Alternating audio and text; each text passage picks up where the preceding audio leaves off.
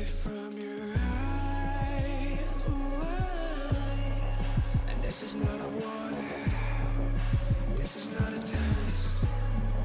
I'm tuning on you and I'm coming for the rest. And I'm about to ignite, just try to play it cool. Echoes in my head like deja vu.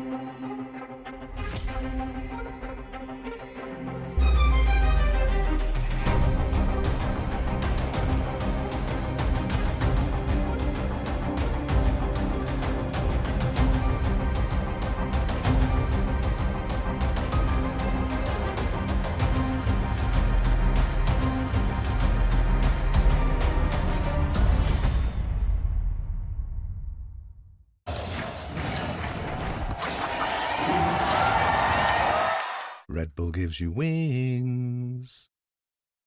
When I was a player, if I was to like make a misplay, maybe it's my mouse, maybe it's my armrest, something feels wrong.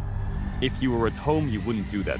The Infinite Precision Armrest is part of the larger Circulab on Stage standard initiative, aimed to bring your home or training room settings to the tournament stage. 이제 저뿐만 아니라 다른 선수들도 세팅을 더 원활하게 할 것 같고 가장 편안할 때 더 강력한 플레이가 자연스럽게 나옵니다.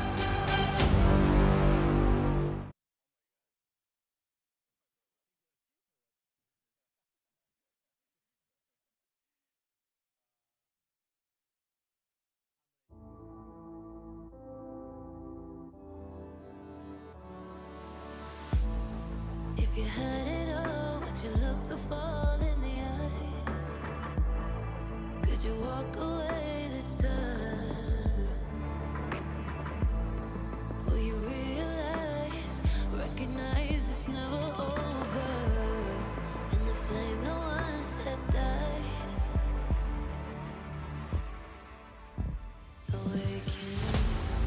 Will you rise above the days to come? Will you be enough? Will you walk away this time?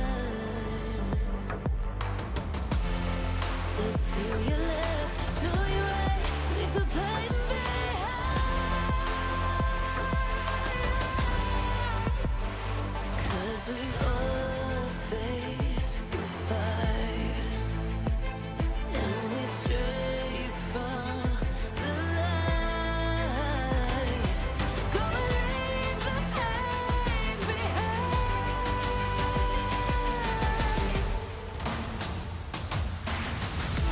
Feel that rush, feel the taste. Can you feel it? Rid the pain. Wash it away and stand again.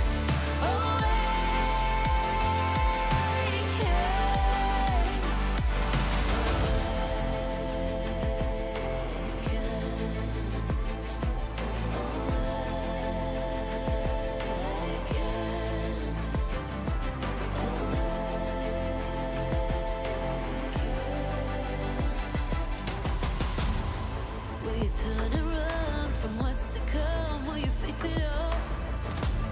Or will you fall away again?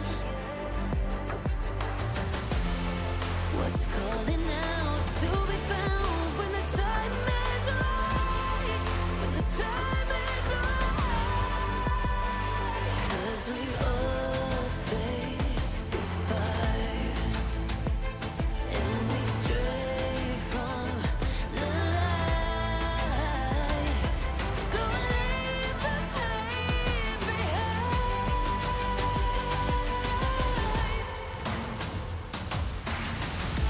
Feel that rush, feel the taste. Can you feel it? Rid the pain. Wash it away and stand again. Awaken.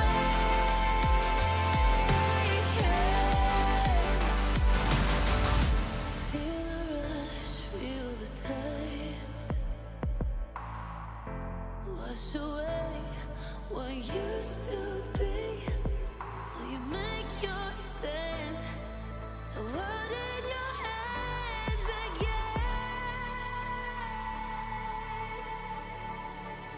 'Cause we all face the fires, and we stray from the light. Turn the pain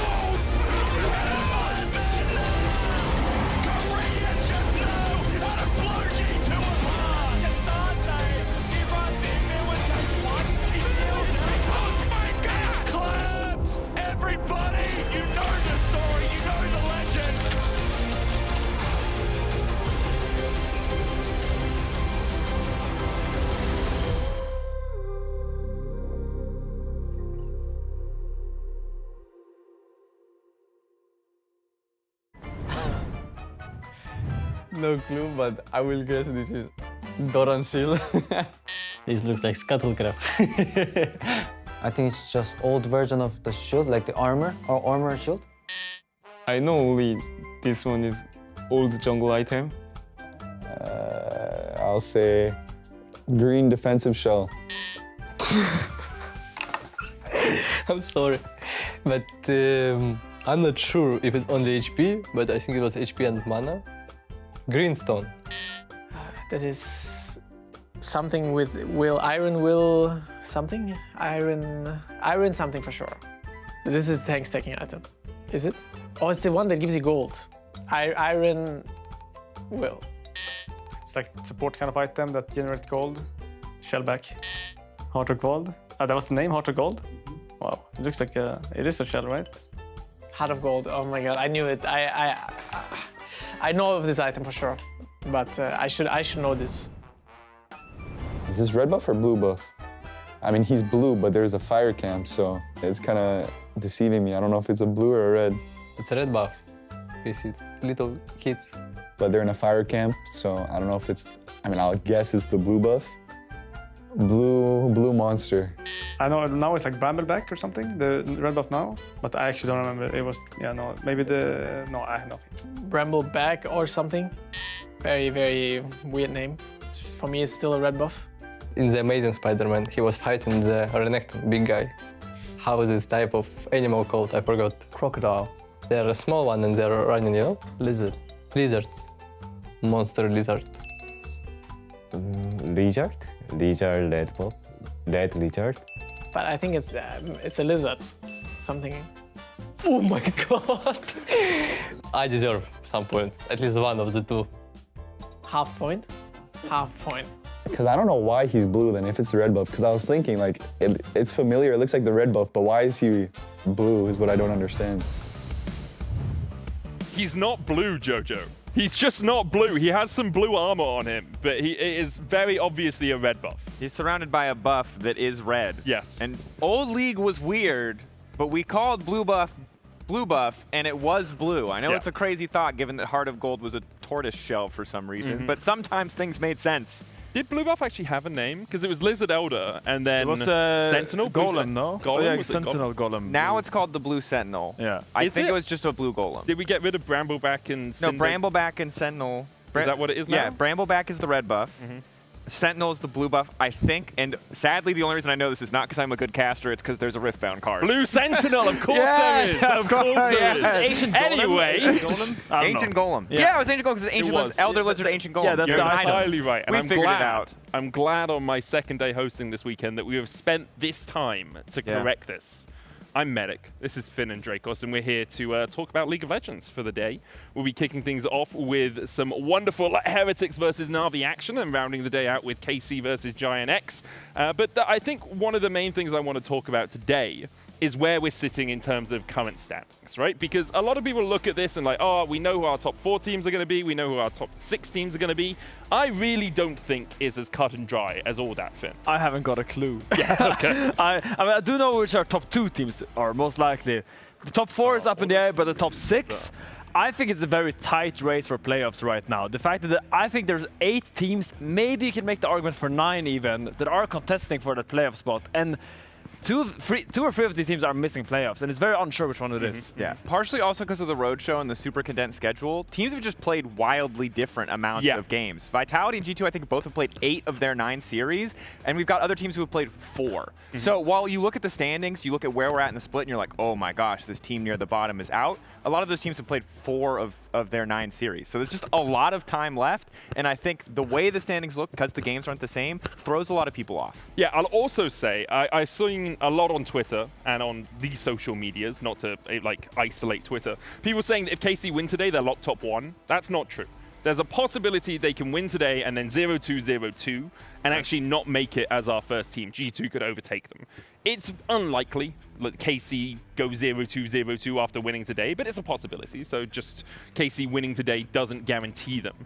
I do want to talk a little bit more about KC, though, because to me, KC going undefeated in this split is almost equivalent, perhaps even greater, than Fnatic's undefeated 18-0 run in 2015. You guys can join in the chat as well. If you think it's as impressive as Fnatic's 2015 run, you can type yes. If you think it's not, oh, it's KC or Fnatic now. Sorry, we changed the little tags. So if you think KC going undefeated is more impressive than Fnatic's run, type KC. If you think it's less impressive, type Fnatic. If you think it's equal as impressive, stop sitting on the fence. Yeah, and to be clear, if they were to go undefeated, yeah, they haven't got undefeated yet. They haven't yet, but it does feel pretty likely. Wow, there's a lot to unpack here. I will say, if you 2-0 every team in a round robin like this, it is the equivalent of going 18-0. You are 18-0 Which they haven't done. Well, no, because they haven't. They lost to G2. They lost to G2. But I will also say that, like, I think it's way harder in the modern era of League to find the level of consistency to go undefeated in best of threes than it was in 2015. Now, you might say, Finn, and I can see it in your face, you're like, bro, it was best of once. It was like flipping a coin. But Fnatic had a really good coin in 2015. They were stomping everyone. Origin was like the only other team in our league that could maybe hold a candle to them. So, okay, first of all, you're just making my point right now. But the fact that make your point. Fnatic's run was a lot more impressive because it was best of one. Yeah. That just comes with increased volatility, and it just highlights that Fnatic at that era was just far more dominant than any other European team in history. Sure. Now, added to the fact that you made the point that KC are more impressive because Fnatic's team, there was no other teams. Like, it was a mess of a split, it was a mess of a league, we didn't really know how to play a video game. I would argue our current split, this 2026 Summer Split, is very volatile. Almost every single team has made roster changes and started from scrap, except for MKOI, who have been in freefall. G2 to me is the only other stable team, and KC is kind of beating up a league of just new starts, teams that don't really know exactly where they are and how they want to play the game. I think most of the other teams in our league would very much disagree with you that they don't know what they're doing on the Rift. It has looked like that at times, but... The league is for sure really messy. I think if you want to say pure dominance, but I don't think pure dominance is super impressive to me because you just will have these times. You had it with G2, right? When the roster first came together. You had it with Fnatic 2018, you had it Fnatic 2015, where this team is just clearly better than everyone else in the league. You've had it in the LCK with Gen G. If you're, you know, punching down, not as crazy to me as if you're beating a contested league, if you're really able to find an undefeated streak when it's not clear that you're the number one team. But the league was contested. Origins made semifinals at Worlds. Okay. I feel like we've had enough on this topic. The fans very much agree with you, Finn. They think Fnatic's undefeated Summer 2015, 78% to 22%. Dang. And I can see it. I wanted to raise the discussion. I think Fearless schedule at the moment with the road shows as well does add some credence to it being more difficult for KC to go undefeated, but they have also lost a single game too. I think it's closer than that, fans. I will say it is closer than that. I know people get attached to the single game loss. I think a perfect series score would still be really impressive here because I don't know how many people are actually old enough to have watched that, but Huni Reignover, they just went top every single game, and no one could do anything and about Daniel it. Dracos doesn't think that's impressive. That's true.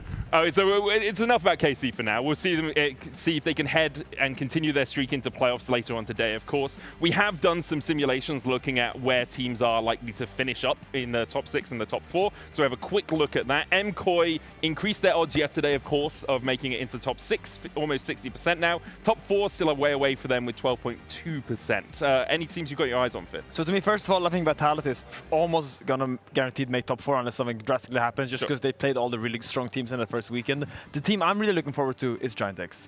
Because there are a team that made some pretty drastic roster changes despite finishing top 4 consistently.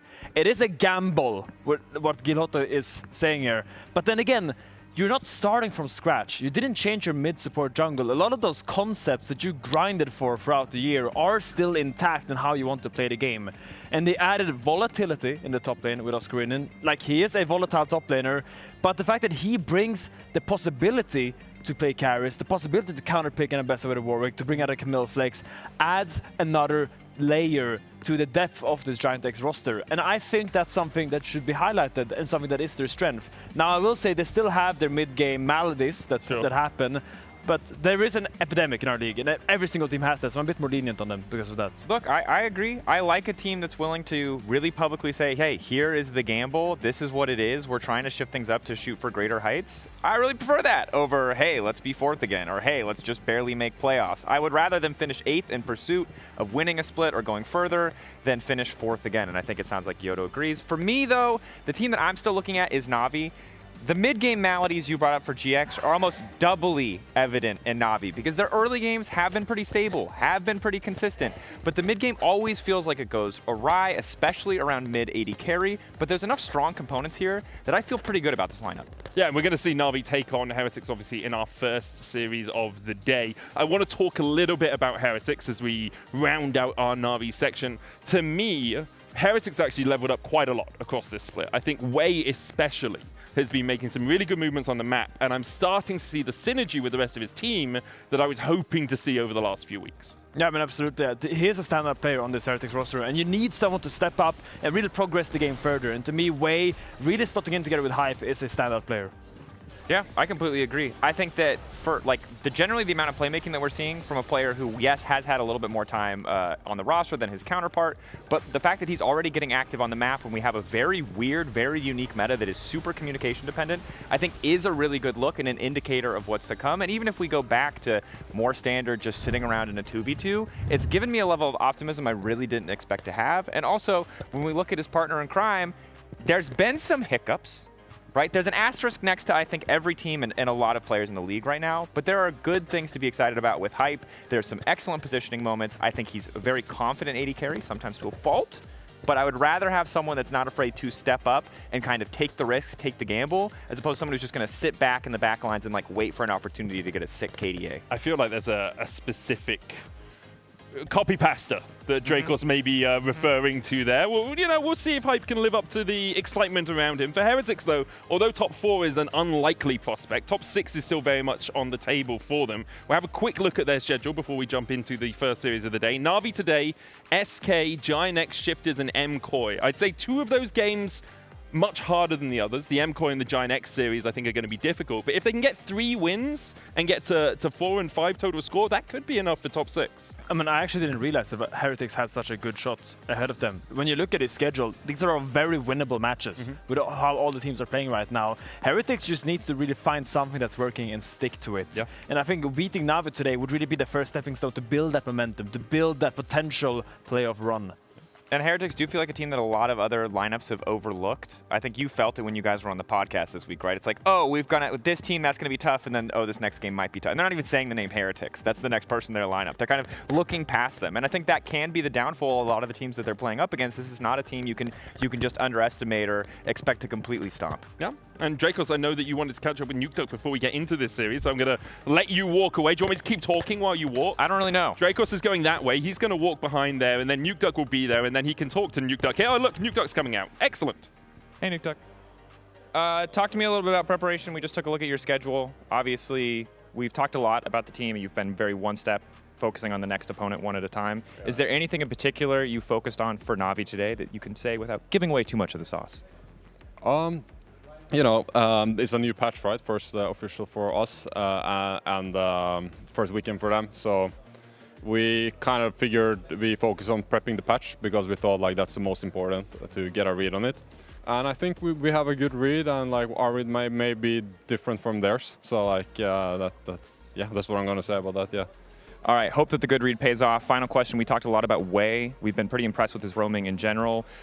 Have you seen that improvement yourself behind the scenes as well, him kind of stepping up, being a lot more active this split? I know you weren't as involved previously, but curious if you've seen that level of improvement week to week. Oh yeah, definitely. When this meta was not natural to Wei at all, and he worked really hard to get better. And and he carried when the enemy support was AFK bot lane. He carried, so he did a good job. Good progression. Yeah. All right, we'll see if we can do the same. Thank you so much, Nukeduck. You can head back to your team. We're gonna send it up the casters to get us into game 1. Thank you so much, Fashionista. My name is Turks Dagda. We're going to take you into what today is, which is Death's Door once again dancing on it for at least one or a few of these teams. I'm talking about Heretics, obviously, because they're in a pretty difficult spot. The rest of them, they're okay, but again, every game counts. You're sick of us saying it in any major broadcast, but every game does count. It's legit. It's a thing we always say. Yeah, and especially if you're Heretics, you want to try and get yourselves across the board. So every little win matters. Probably a little bit happier after seeing Na'Vi's weekend. Didn't have the best of times. I think their team fighting was a little rough in their last series. So maybe that fills you with a little bit of hope, a little bit of happiness, but we'll have to see if Heretics can find that on the Rift. It's a quiet day so far, but it does not mean it's not going to be a good day. It's Heretics and Na'Vi fist bump. and we can give you a little bit about where they stand as we run into this one before we get into pick and ban. 1-3 for Heretics. Na'Vi 2-2. Dagda already mentioned it before. Now Dagda, of course, if they lose this series, Na'Vi, I'm talking specifically, they move to 2-3. They have a 0-2 weekend. And it seems like SK, Fnatic, all the better for it. Seems like Heretics, all the better for it as well. This is a must-win for Heretics to try and claim a top 6 position and at least move towards it. Yeah, I do agree with the analyst desk, though. I think there's a question mark around me for Wei. I have been very impressed with this man, this split. I think he's been exceptional when it comes towards the roams, but we're kind of seeing that shift away in the meta when you look over the last weekend from the mages and these like Camille supports into more stock standard 2v2 lanes, especially when you think towards like Lucian Milios, these kind of things, which then mean Wei has to stay more to the bottom side of the map. So does that edge you have then start to fall apart in draft, or can you find these moments like the Bard where you can still have those effective roams from Wei? Because we've got a mixed bag so far, but a Leona, Nautilus, those Milios you talked about, the Bard that we saw in our hype reel, the Shen's also been there. There's flexibility in the support pool, but how's the proximity going to go with hype when hype has been the major damage source so far? But again, that was a mage meta. That was 26-15. Those were Victor games, Ziggs games. Orianna bot even pulled out as well with a mixed bag of the Lucian that paired with Wei. The Korean bot, the duo that has existed before, now being relied on by Heretics to find their win. And we're selling the underdog story, Dagda. We're really selling that Heretics, you know, not only can find a way through Na'Vi, but obviously must. But Na'Vi, we can't forget, like, Relech and Paris, even though they got beaten handedly yesterday by MKoi, still, their support jungle in the league has been one of the best at the heightened of times. Yeah, and I think their synergy has been great. Yesterday wasn't so hot for them. And honestly, I think a lot of that came down to some of their team fighting. Like, I was watching from home yesterday. It was a little bit of an upset stomach, but was able to catch up and see, look, there was moments in the MKoi series where at different dragon fights, I think there was miscommunication on how you wanted to approach some of these fights. Relech and the Vi kind of going forward as Sam D was getting jumped on. Also then not really setting up a standard front line. And these were also issues that we saw plaguing Na'Vi back last split as well, or even back as far as winter. So I'm curious now if it has kind of come a little bit more full-rounded for this series, as it felt a little rushed in the series yesterday against MKoi. Vi first pick, by the way, as we go in. Olaf was also banned. By the way, there's that Lucian that we were kind of alluding to before. Nocturne also taken off the board. But we'll go into a League Classic game for the time being. I also love this overlay. On the other side, Syndra has been a must. Good flex for Na'Vi here, for Dagda. And, I mean, easy jungle pairing here to take away from Douglas. Vi's already picked. Sorry, guys, it is a Monday. You got to let me get there. Maybe a support pairing is where my thoughts should have been.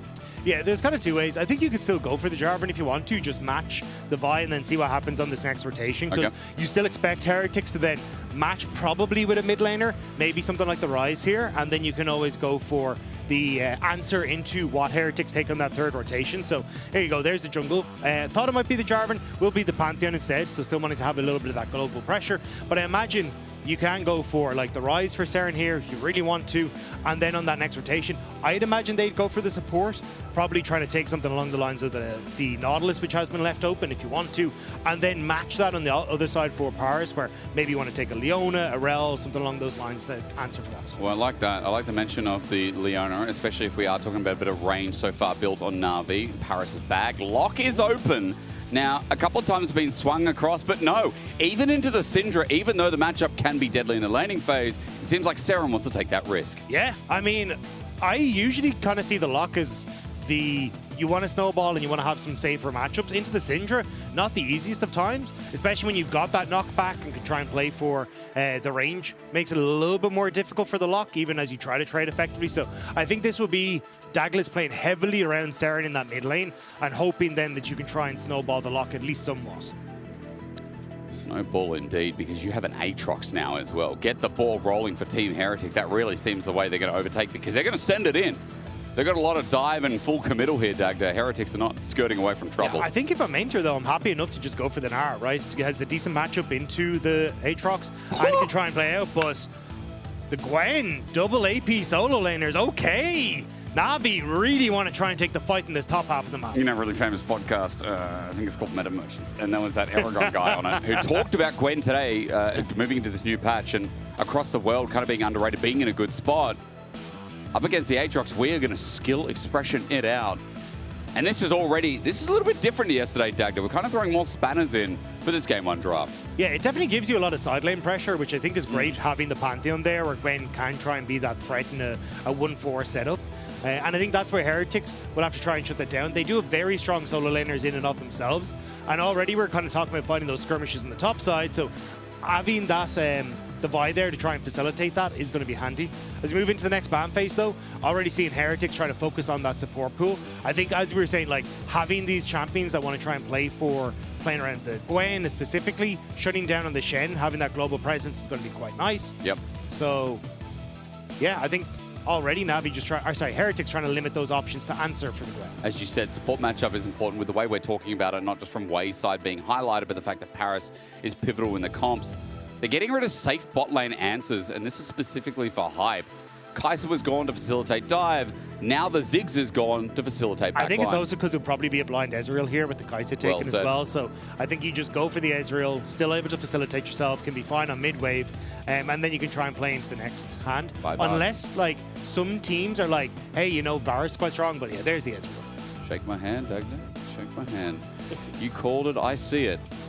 And also a bit of versatility when, again, that full dive is in full effect. Na'Vi lock in Ezreal, support to come. Everything else is obvious.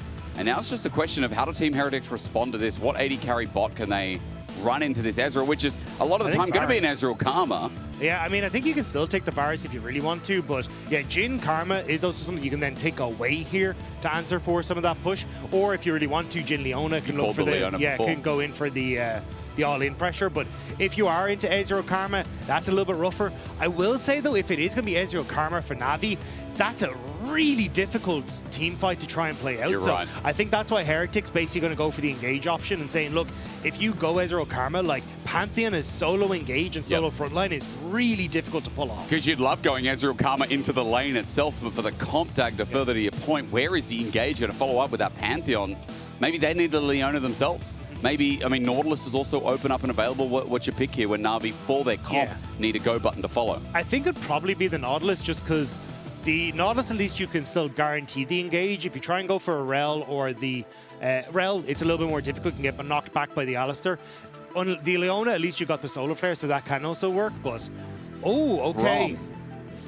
I'm less certain on that one. I think you do need some... At least it provides some, like, protection for the Pantheon, and Pantheon can still be that engage, but a huge amount of this game now rests on Relech kind of getting ahead and having the ability to jump in onto these fights with the ultimate to try and set up the plays. You do at least have some poke and range with both the Syndra and the Ezreal that can provide some tools there, but chase down in these fights may be a little bit difficult, especially when you look towards like the mobility that you do have on the Vi with the Q, the lock as well, even the Aatrox to a certain extent. Because even though for Team Heretics, their comp is going to be running into Na'Vi, I like, first of all, your point was Na'Vi's comp can kind of poke and create space, right? Always important. But comps without hardcore engage, and let's be real, like, you know, we're talking the Nautiluses, the Leonas, things like, you know, the Wukongs, the Vi's that can either point and click an easy setup.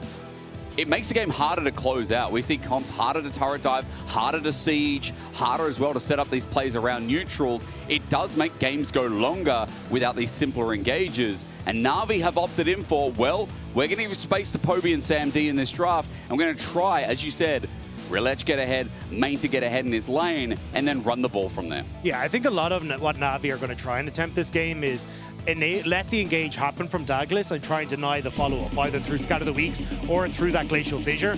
That's going to be a tough one, though, so we'll have to see how Na'Vi going to play this one out. Let's see Lock for Seren and Heretics for a game win. That's what they need. Desperation in the LEC Spring as the 1 and 3 Heretics try and battle down Na'Vi next. 2 and 3 after yesterday. They got destroyed by MKoi, who we're now saying is back. Yes, it's only one series, but we're expecting a lot more from Na'Vi. And especially when, as we get into this game, Na'Vi are a team that we know so heavily with support jungle, hoping to see that again today to reignite the faith that the Na'Vi's fans had before yesterday's loss.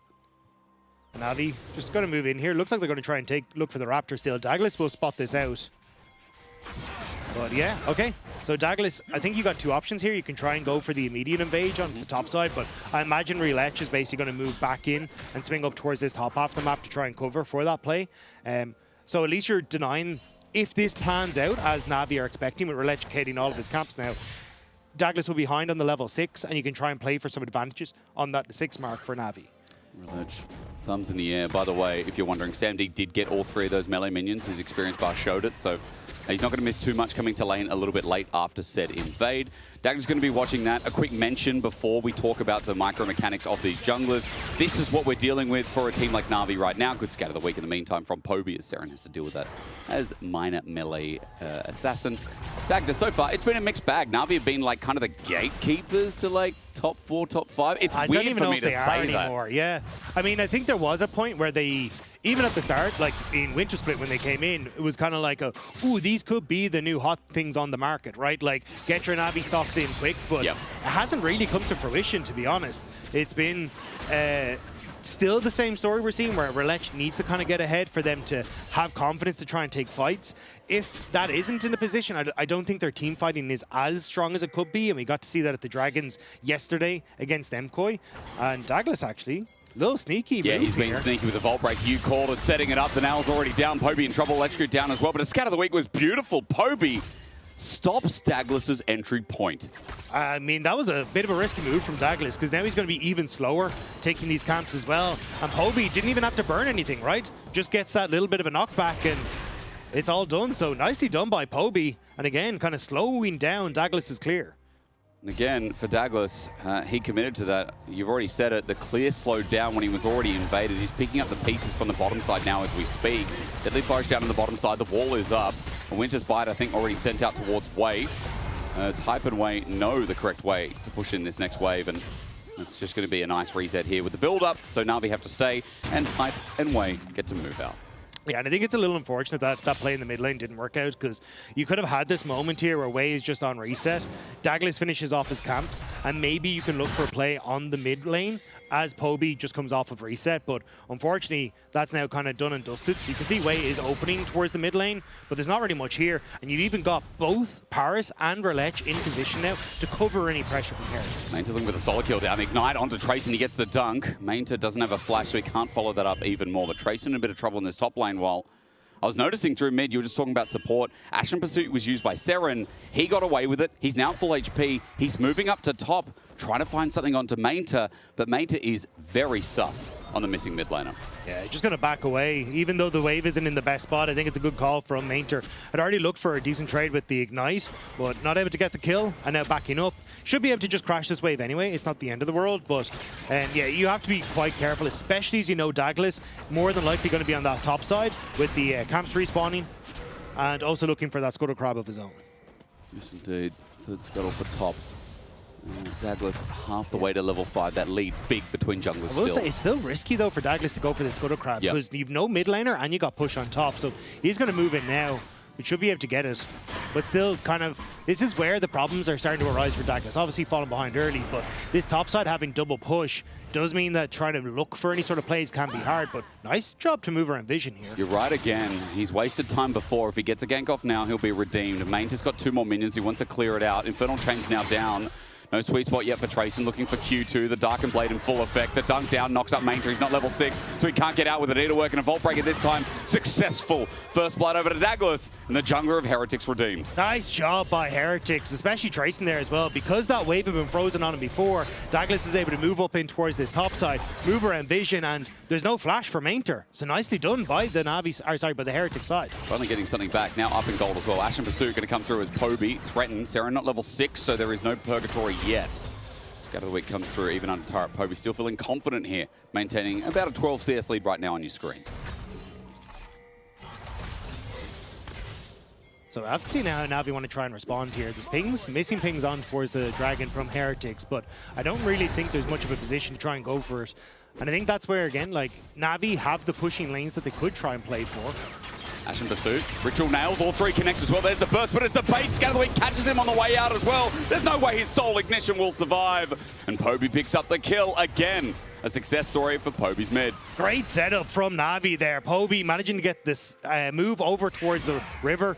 You got Relich waiting in the wings, the flash stun alongside that Scat of the Week. And it's lights out for Seren. A big kill as well.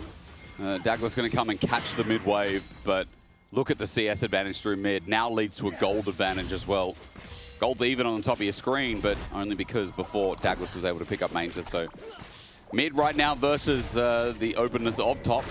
You know what I mean when I say openness. And Aatrox got a kill, or at least an assist. And he's now got more. Should feel a little bit more comfortable. Dragon's going to start in the meantime, though, and Na'Vi going to get on the board once again with their familiar objective. Yeah, so Relech going to be able to pick this one up.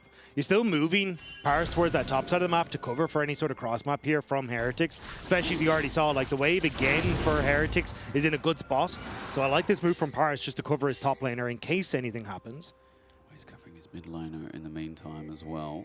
Just going to be moving back down too. So no support in lane. As much as things change, they still stay the same. Paris, one who's not benefiting as much now. Remember, it is the level 5 threshold that is important. That wave's already hit.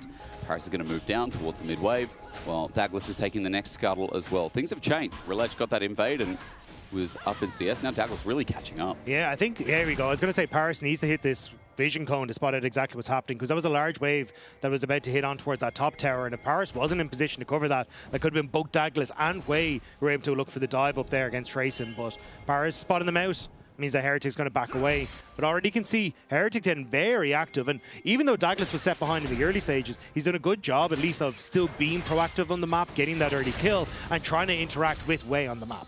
I mean, it's important. He's now level 6 as well, so it feels like his game finally comes into fruition.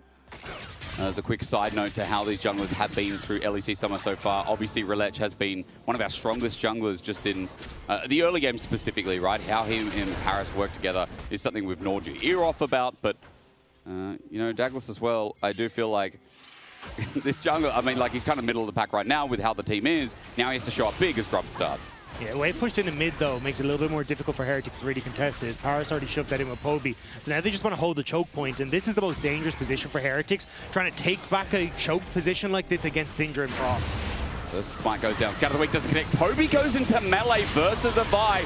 Not sure about that one. Wei gets a double pulverize. Trample in full effect. Gets Relech stunned up as well. Seren runs into a Winter's Bite, and Gusset Blows gets the stun away. Model shield goes up, and that gets Relech out. But Poby thought he was playing, what, Gwen? Not sure. Yeah, because honestly, like, looking at the way that that fight had kind of kicked off, I was like, oh, you've got a great position here. Like, if you can hold that choke, you can work with both the Scatter of the Weak and the Glacial Fissure into kind of this position here. But the fact that you end up backing off of that lets Heretics enter. Good dodge away by Douglas on the Scatter of the Weak, and then it's the all-in on towards the objective. Like, even if you'd pulled the Grubs over the hill, here, you can actually look for the all-in in that position. Yeah. But Na'Vi kind of get caught between both places, give up too much position, and Heretics pounce. To me, look, that looks like mixture of comms, because Poby starts going left like they're going to threaten the Vi, and the rest of the team are backing out. So, yeah, the choke from Wei as well. Compliments to the cow. He had a very good position walking into River, and Poby pays the price. So, once again, Douglas doing very well to mitigate the earlier game. And the kill did go over to the lock as well. Seren now finally on the board. And a 1,000 gold lead for Heretics with no objective inside. 2 minutes to play out the lanes. And again, this is also a more difficult composition for Na'Vi to try and run with, right? So if Heretics are getting off to this early lead, it's going to bode well for them as we get later into the game.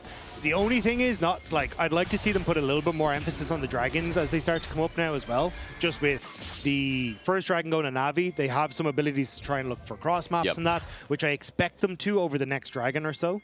And maybe try and see if they can get some gold into Mainter. Dark Glaive, last use. Here comes Snip Snip on top of the already out needlework. Tracing stands still. Very nice dodge, but a Pantheon on top. That's not fair. Relech uses the semi-global and enables Mainter to get free plating. Literally as you say it, get more gold in towards Mainter. This is going to be your big side lane threat, but Seren's here. Here comes Seren for the all-in. The Ritual nails all three of them, connect with the auto. It's not enough damage just yet. The Ashen Pursuit, where's the cooldown? Way too far off as Mainter stands his ground and gets to leave. Yeah, not able to get the kill. I thought he's got an amp tome. I guess there's no damage yet, you know. Did he throw down the ult, or am I just crazy? No, he did not. Wait, Purgatory's up. Yeah. He didn't. That was Why probably didn't he an execute. That was 10%, yeah. no? I was going to say, even just the extra damage that comes out at the get-go as well. Slow would have been able to get it, yeah. Like, maybe I'm crazy, but yeah, not using that. doesn't get net the kill. I don't think you're crazy. I think the replay is going to really show us what's up. Yeah, because this, I like the trade you can see from Mainter. And already, look at the top side. You got Pantheon sitting behind us. Great play from Navi. You want Mainter to be your big side lane threat. Put all those extra resources into him, and he can actually like trade for these dragons as we're talking about. But here, Mainter, so gets the place, and then Saren, yeah, doesn't get any of the damage because of the hollowed mist off of either the E. And then here, like, yeah, I think he if has just, mana. Yeah, I think if he just throws down the ult, it's a kill. But it also gets us slow, so that... Yeah, and then you would have been able to get the extra autos. Yeah, question mark meme going around right now. They're looking at the book, you're like, Yeah. Okay. Well, we're not going to count 3, 2, 1 again. You did that with Draco, so I think it's too early to do that. Douglas threatening off Mainter at the very least. Look, Heretics still maintain the gold lead despite Mainter being able to walk away from Seren. Trayson's in a good spot in this lane now with Douglas hovering Well, top. it's a good call from Mainter. Navi basically all in on Dragon. They shifted Braum down towards that bottom side, so Navi have no protection for Mainter on that top half. Douglas looked for the cross map. Mainter respected it, backed away. Does mean, though, that Trayson is going to be in a position to actually, get a further gold lead up here, which is less than ideal for the Gwen, but you kind of have to give that space. Okay, double dragon. We are returning to Navi's bread and butter. Seren is looking for something with Wei, or Wei just for deep vision, it seems. Seren's just going to go back towards mid. So double dragon puts a bit of a timer on the clock of Team Heretics for this game. And we did talk about the fact that Na'Vi don't have this super hard engage outside of Pantheon diving in, and of course range engage that comes from Poby. But the good thing is, if you have the dragon and you have an advantage with the objectives dagger, it might mean you get to set up, Make it easier. Yeah, most of keep my eyes just on what the call is here from Heretics, because they spotted Braum on the top half of the map, so I wasn't sure if they were going to keep Jhin down here to maybe look for a dive on towards the Ezreal, but instead they're resetting, going to open mid, and maybe look to try and match this overload from Navi on the top half of the map. Doesn't have an item yet. Trayson going to be squishy to the 80 damage of Relech, so with the ward down, Relech looking for blue first, then dive, but attention from Douglas coming up. He's going to look to shadow this, as well as the fact that Wei hovers with an ulti behind Trayson. A lot of attention in this top lane, so nothing's going to happen. Yeah, so obviously very worried. Basically, there's this ward just at the back here that spotted out that Braum was on that top half of the map. Circle. There we go. That Braum was on that top half of the map. So that's why instead they just immediately try and cover. They shift the cow up to the top side as well to make sure that they can't have any sort of dive. But you can see Navi again kind of immediately opening up in this top half again. It still looks like they really want to try and punish Trayson, but he has flash, still has the ultimate, and I don't think there's much that you can really do here. Maybe they're just trying to add the pressure down before the spawn of the Rift Herald as well. 1 minute 10, setup begins. That deep vision is going to start to expire towards the spawn of the Herald 2. Wei spotted on a ward, hovering around mid lane. SamD doesn't need to step up. He's an Ezreal, he's safe, he's fine. He's got Trinity Force as well, so at least towards this Herald fight, that is an item that you can put towards the power of SamD and Na'Vi and how they contest this next objective. Yeah, both top laners are in bot lane. No TP available for them, so they're just going to battle it out. Already we can see the reset from the Alistar moving mid to try and help push out that wave. But Relech and Paris are here to try and contest this if they really want to. So I imagine they're just going to open mid, because you've already got Lock pushing on that top side. So if Heretics get both mid wave and top side push in, they should make an easier entrance for that objective. It's Poby stepping up to the wave. There we go. The nails, all three of them connect again. Scout of the week just for the wave, and there's no way Ashen Pursuit's going to be taken in. But Poby is given respect. Wave's moving up top, and with the Pantheon bot, it looks like Poby has his ducks in a row. Yeah, we're basically seeing the same call here from Navi, where they're just going to try and split the map instead. We're looking towards that potential dive, so Trayson has to try and push away. Basically the reverse play of what we saw Heretics do at the Dragon. But Navi, yeah, it looks like they might try and move down again here, but actually moving top side as well. Way stuck around, but Paris has reset. That dive didn't take place in bot. It's all about the Herald. It's going to begin first for Team Heretics, though. And already a bit of HP whittled away. Relech is going to have to play second fiddle as Heretics want to burst this down quick. TP available for the Gwen when she gets this reset off. Saren took a bit of damage as well. There's that TP, as you said. SamD coming in with half a mana bar. The target is now him. Douglas all in, but the team is nowhere near. Deadly flourish from over the wall, but Team Heretics are separated. Douglas decided to take this ulti. He needs to kill SamD for the fight, but the ult from Braum! Oh, what a Paris ulti! Meanwhile, though, Trayson comes in to save the rest of the fight. The sole laners, Team Heretics, pick apart the pieces of Relech. Stands with a shield on up, use the movement speed, flashes away himself. Sarah wants some nails, and now there's a call to follow. Onto Relech, 2 and 3, the 4th. Paris still dies. Hype will take the kill, Relech will survive, but Heretics salvage the bad fight. It's a 2-for-1 in the end. Heretics able to make that play work, and I think Na'Vi a little bit all over the place when it came towards the call. They'd already moved both Relech and SamD down to that bottom side. They'd given up the pressure on mid-wave, didn't really want to try and contest, so they're very split coming into this fight, and we were talking about needing that front line of both the Braum and the Pantheon to set up. Well, that enables Douglas to immediately go into the back line.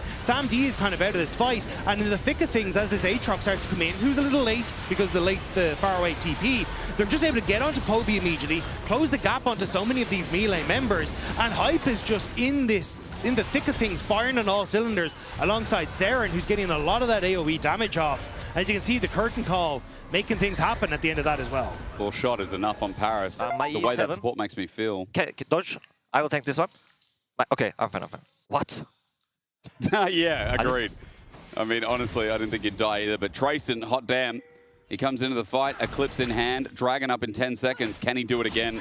As this top laner who has been struggling this split is showing a lot of good signs here on his Aatrox game 1.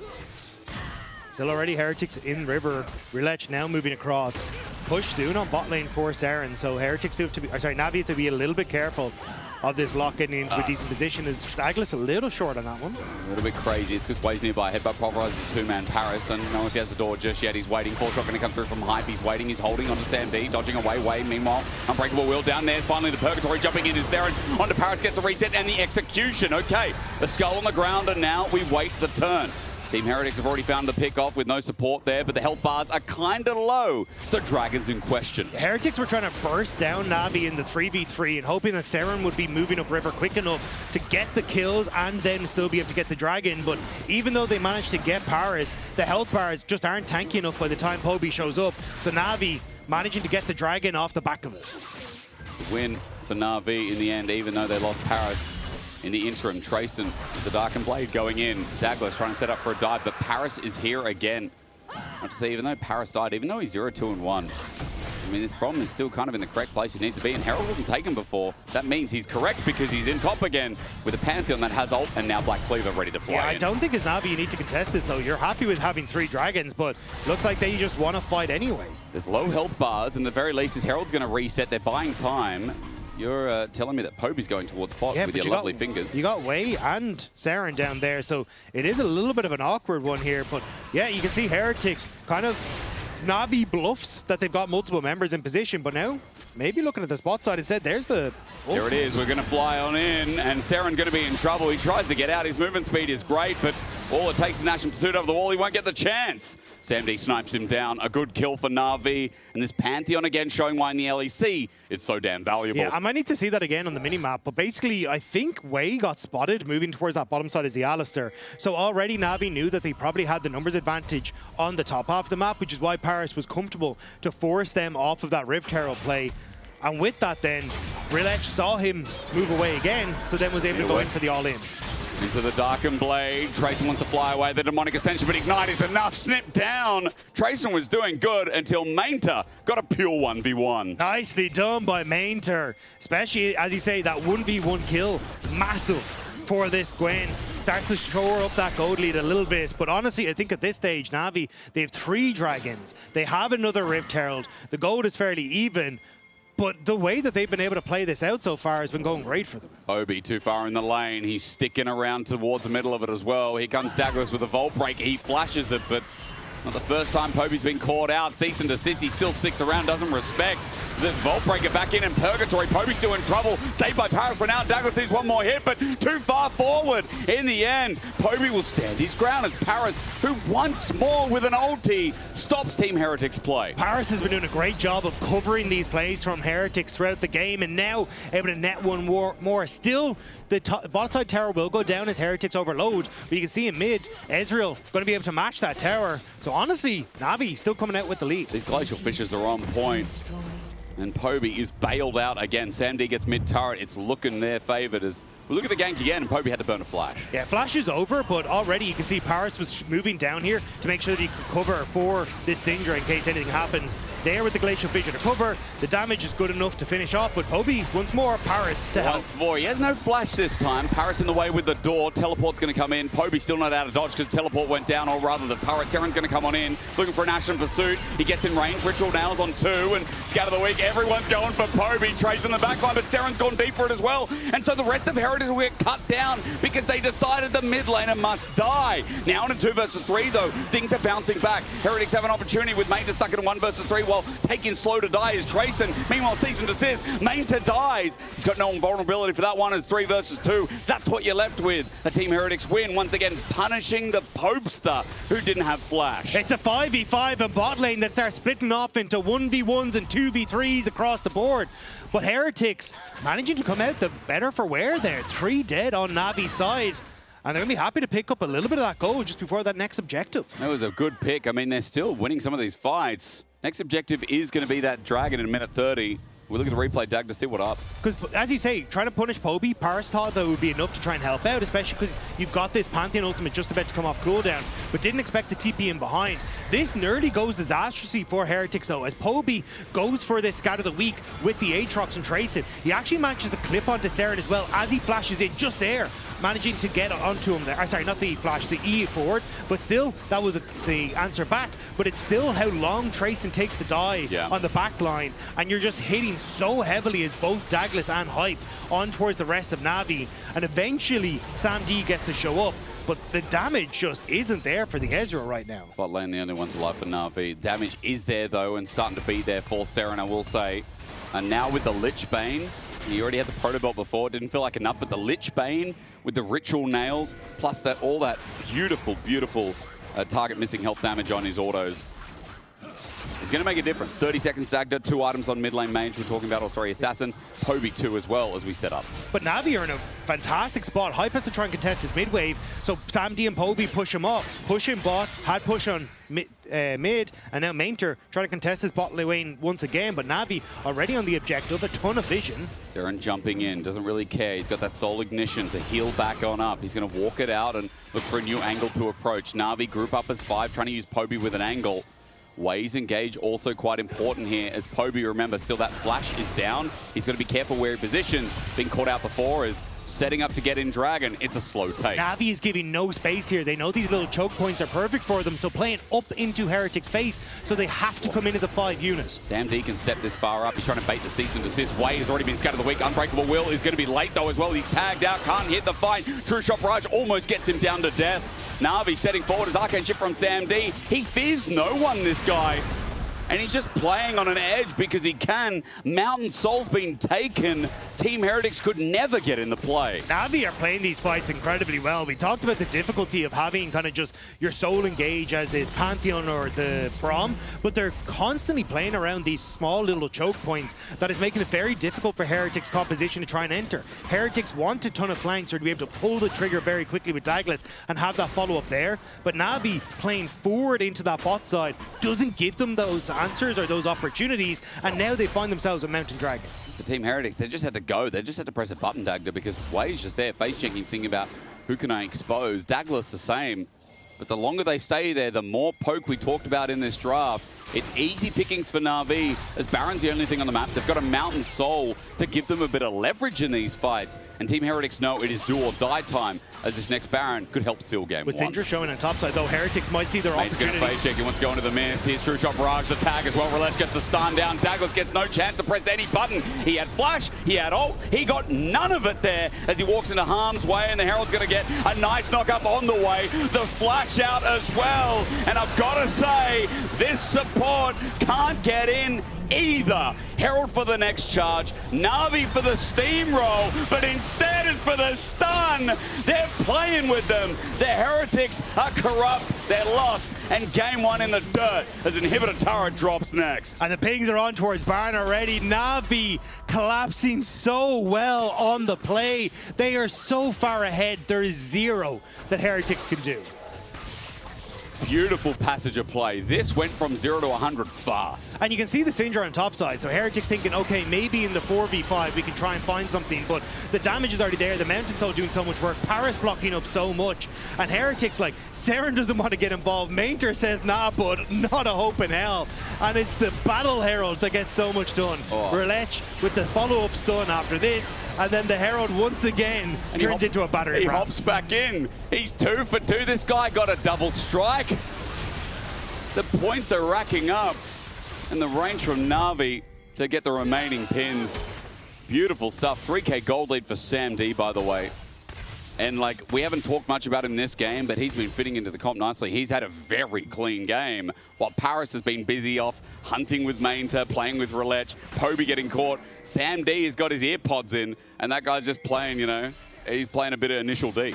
Yeah, I was a little nervous for his damage when I saw him struggle to take down Trayson, but at this stage, I think he's in a fairly decent spot. And Na'Vi, the burst from both him, Poby, and Relech is just way too much for any Heretics to really stand against. So Na'Vi now set up on this bottom side. Relech opening mid, has that ultimate to try and come across if he wants. Is Poby playing bouncer for any sort of flank from Heretics. How does Seren find that flank? Hasn't found anything this game, and I was complimenting him because it looked like the damage was good in isolation in the side lanes, but in team fights he can't find in. There's too much range. Well, that's the thing. I think Na'Vi have just been doing a great job of preventing the flanks, but here's a TP flank to see if they can break it from He does have Aatrox. GA. Relech is going to flush away. The shield's up. Paris coming to defend. Trayson with the flank as well. GA buys time. True Shot Barrage gets damaged. Glacier Fisher doesn't do too much. Trayson here slowed down by Paris, who's looking for the chase after.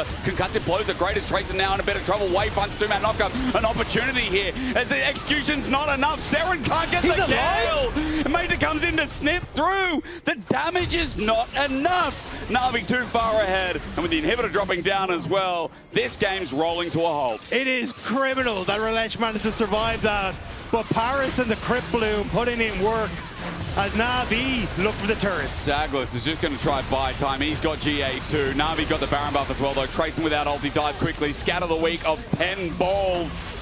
And Na'Vi end this game 1. I think we have learned the valuable lesson that you cannot pick lock into Syndra, and you cannot doubt Na'Vi when they get initial pokes set up. Yeah, I mean, they played exceptionally well around their position on the fights, made it very difficult for this Heretics composition to do very much, but I want to hear from Mainter down on the stage with Dracos. Thank you very much, gentlemen. Mainter, I want to ask, we saw an Olaf ban, and then they blinded Aatrox against you. You insta brought out the Gwen. Did that feel like a little bit of disrespect? Do you feel like they underestimated you?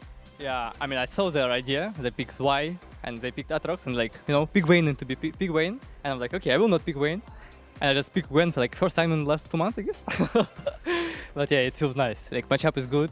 I fucked up a bit early, I died, but still it's scaling so good. So yeah, they a bit tried to mind control me into Vayne, but I didn't fall for it. Respectable. I like that you didn't file for the mind control. Thank you so much, Mainter. You can go back to your team. Good luck in the next game. That's going to do it for us here. When we get back from break, Finn going to be breaking down that crucial Aatrox versus Gwen with some great historical examples. Don't go anywhere. You don't want to miss it.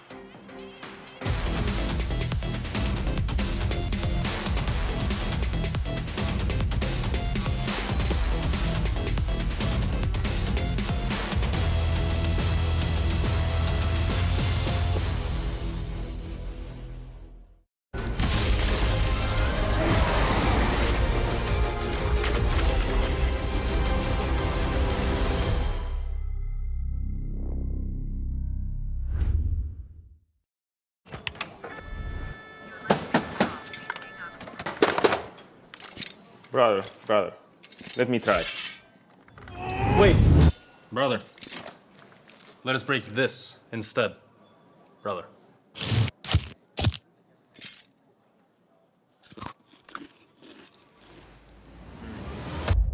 Have a break. Have a Kit Kat. What is this, brother? Perfection.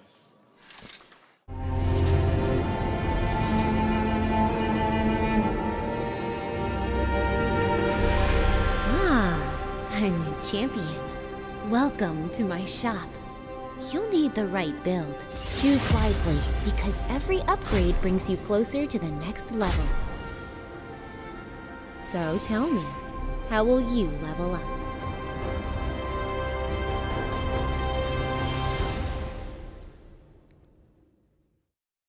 Want to find your fastest server every time? Express like a pro and optimize your connection in one tap.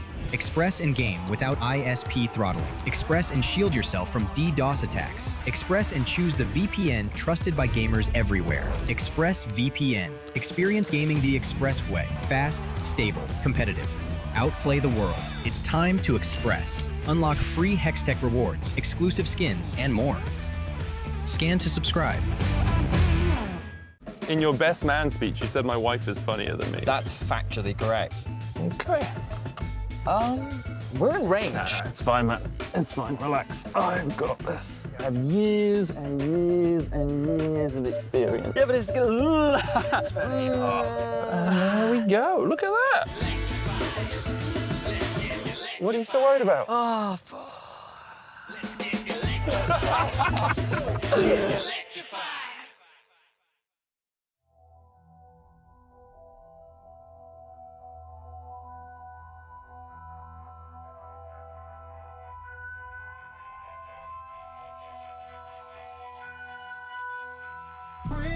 Heavy is the head that the crown sees soon. Feel it weighing down on my shoulders. Rules are meant to break, but the proudest ones. Money on my head, cause I'm lawless. Taking no relate, walking down this road. I don't relate, being the same, ain't no debate. Cause rules are meant to break, but the proudest ones. Didn't do recon, but they wanna lead him and guide him straight and tip him off axis. I was in the belly of the beast, meanwhile they was cutting man deep like sickle or mantis. I've been winning off practice, not clout or digital captions. World's in madness, how am I gonna manifest greatness if I don't make actions? I don't need reasons, I just need money and power and stat lift. I don't wanna do it like that, that method's too underhanded. The big man said it ain't landing, never gonna profit off badness. Never got a dollar off sadness, but I've been sunk so I don't do sanctions. Heavy is the head that the crown sees soon. Feel it weighing down on my shoulders. Rules are meant to break, but the proudest ones. Money on my head, cause I'm lawless. Taking no relate, walking down this road. I don't relate, we ain't the same, ain't no debate. Cause rules are meant to break, but the proudest ones. Came in this game with a serious killing instinct, man, I never did courses. Look at all the times in the past they rejected him, now they wanna imitate patterns and forces. Stone eye vision like Gorgon. Terrified look in his eye when he finally realized all of the weapons that he brought to the war ain't forming. I've been giving this heart and body and soul and mind and organs, knocked to my fingers bled. Now it's through skeleton keys and door kicks. Treading with means and caution, man, I had bellies to feed from morning. So if they start selling me dreams, I'm walking.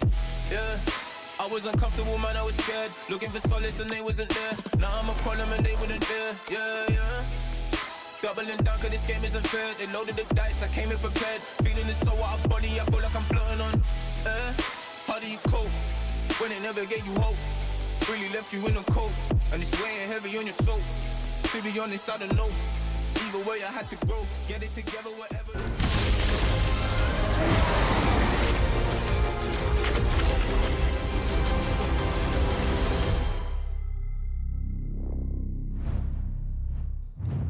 Hello, it's me.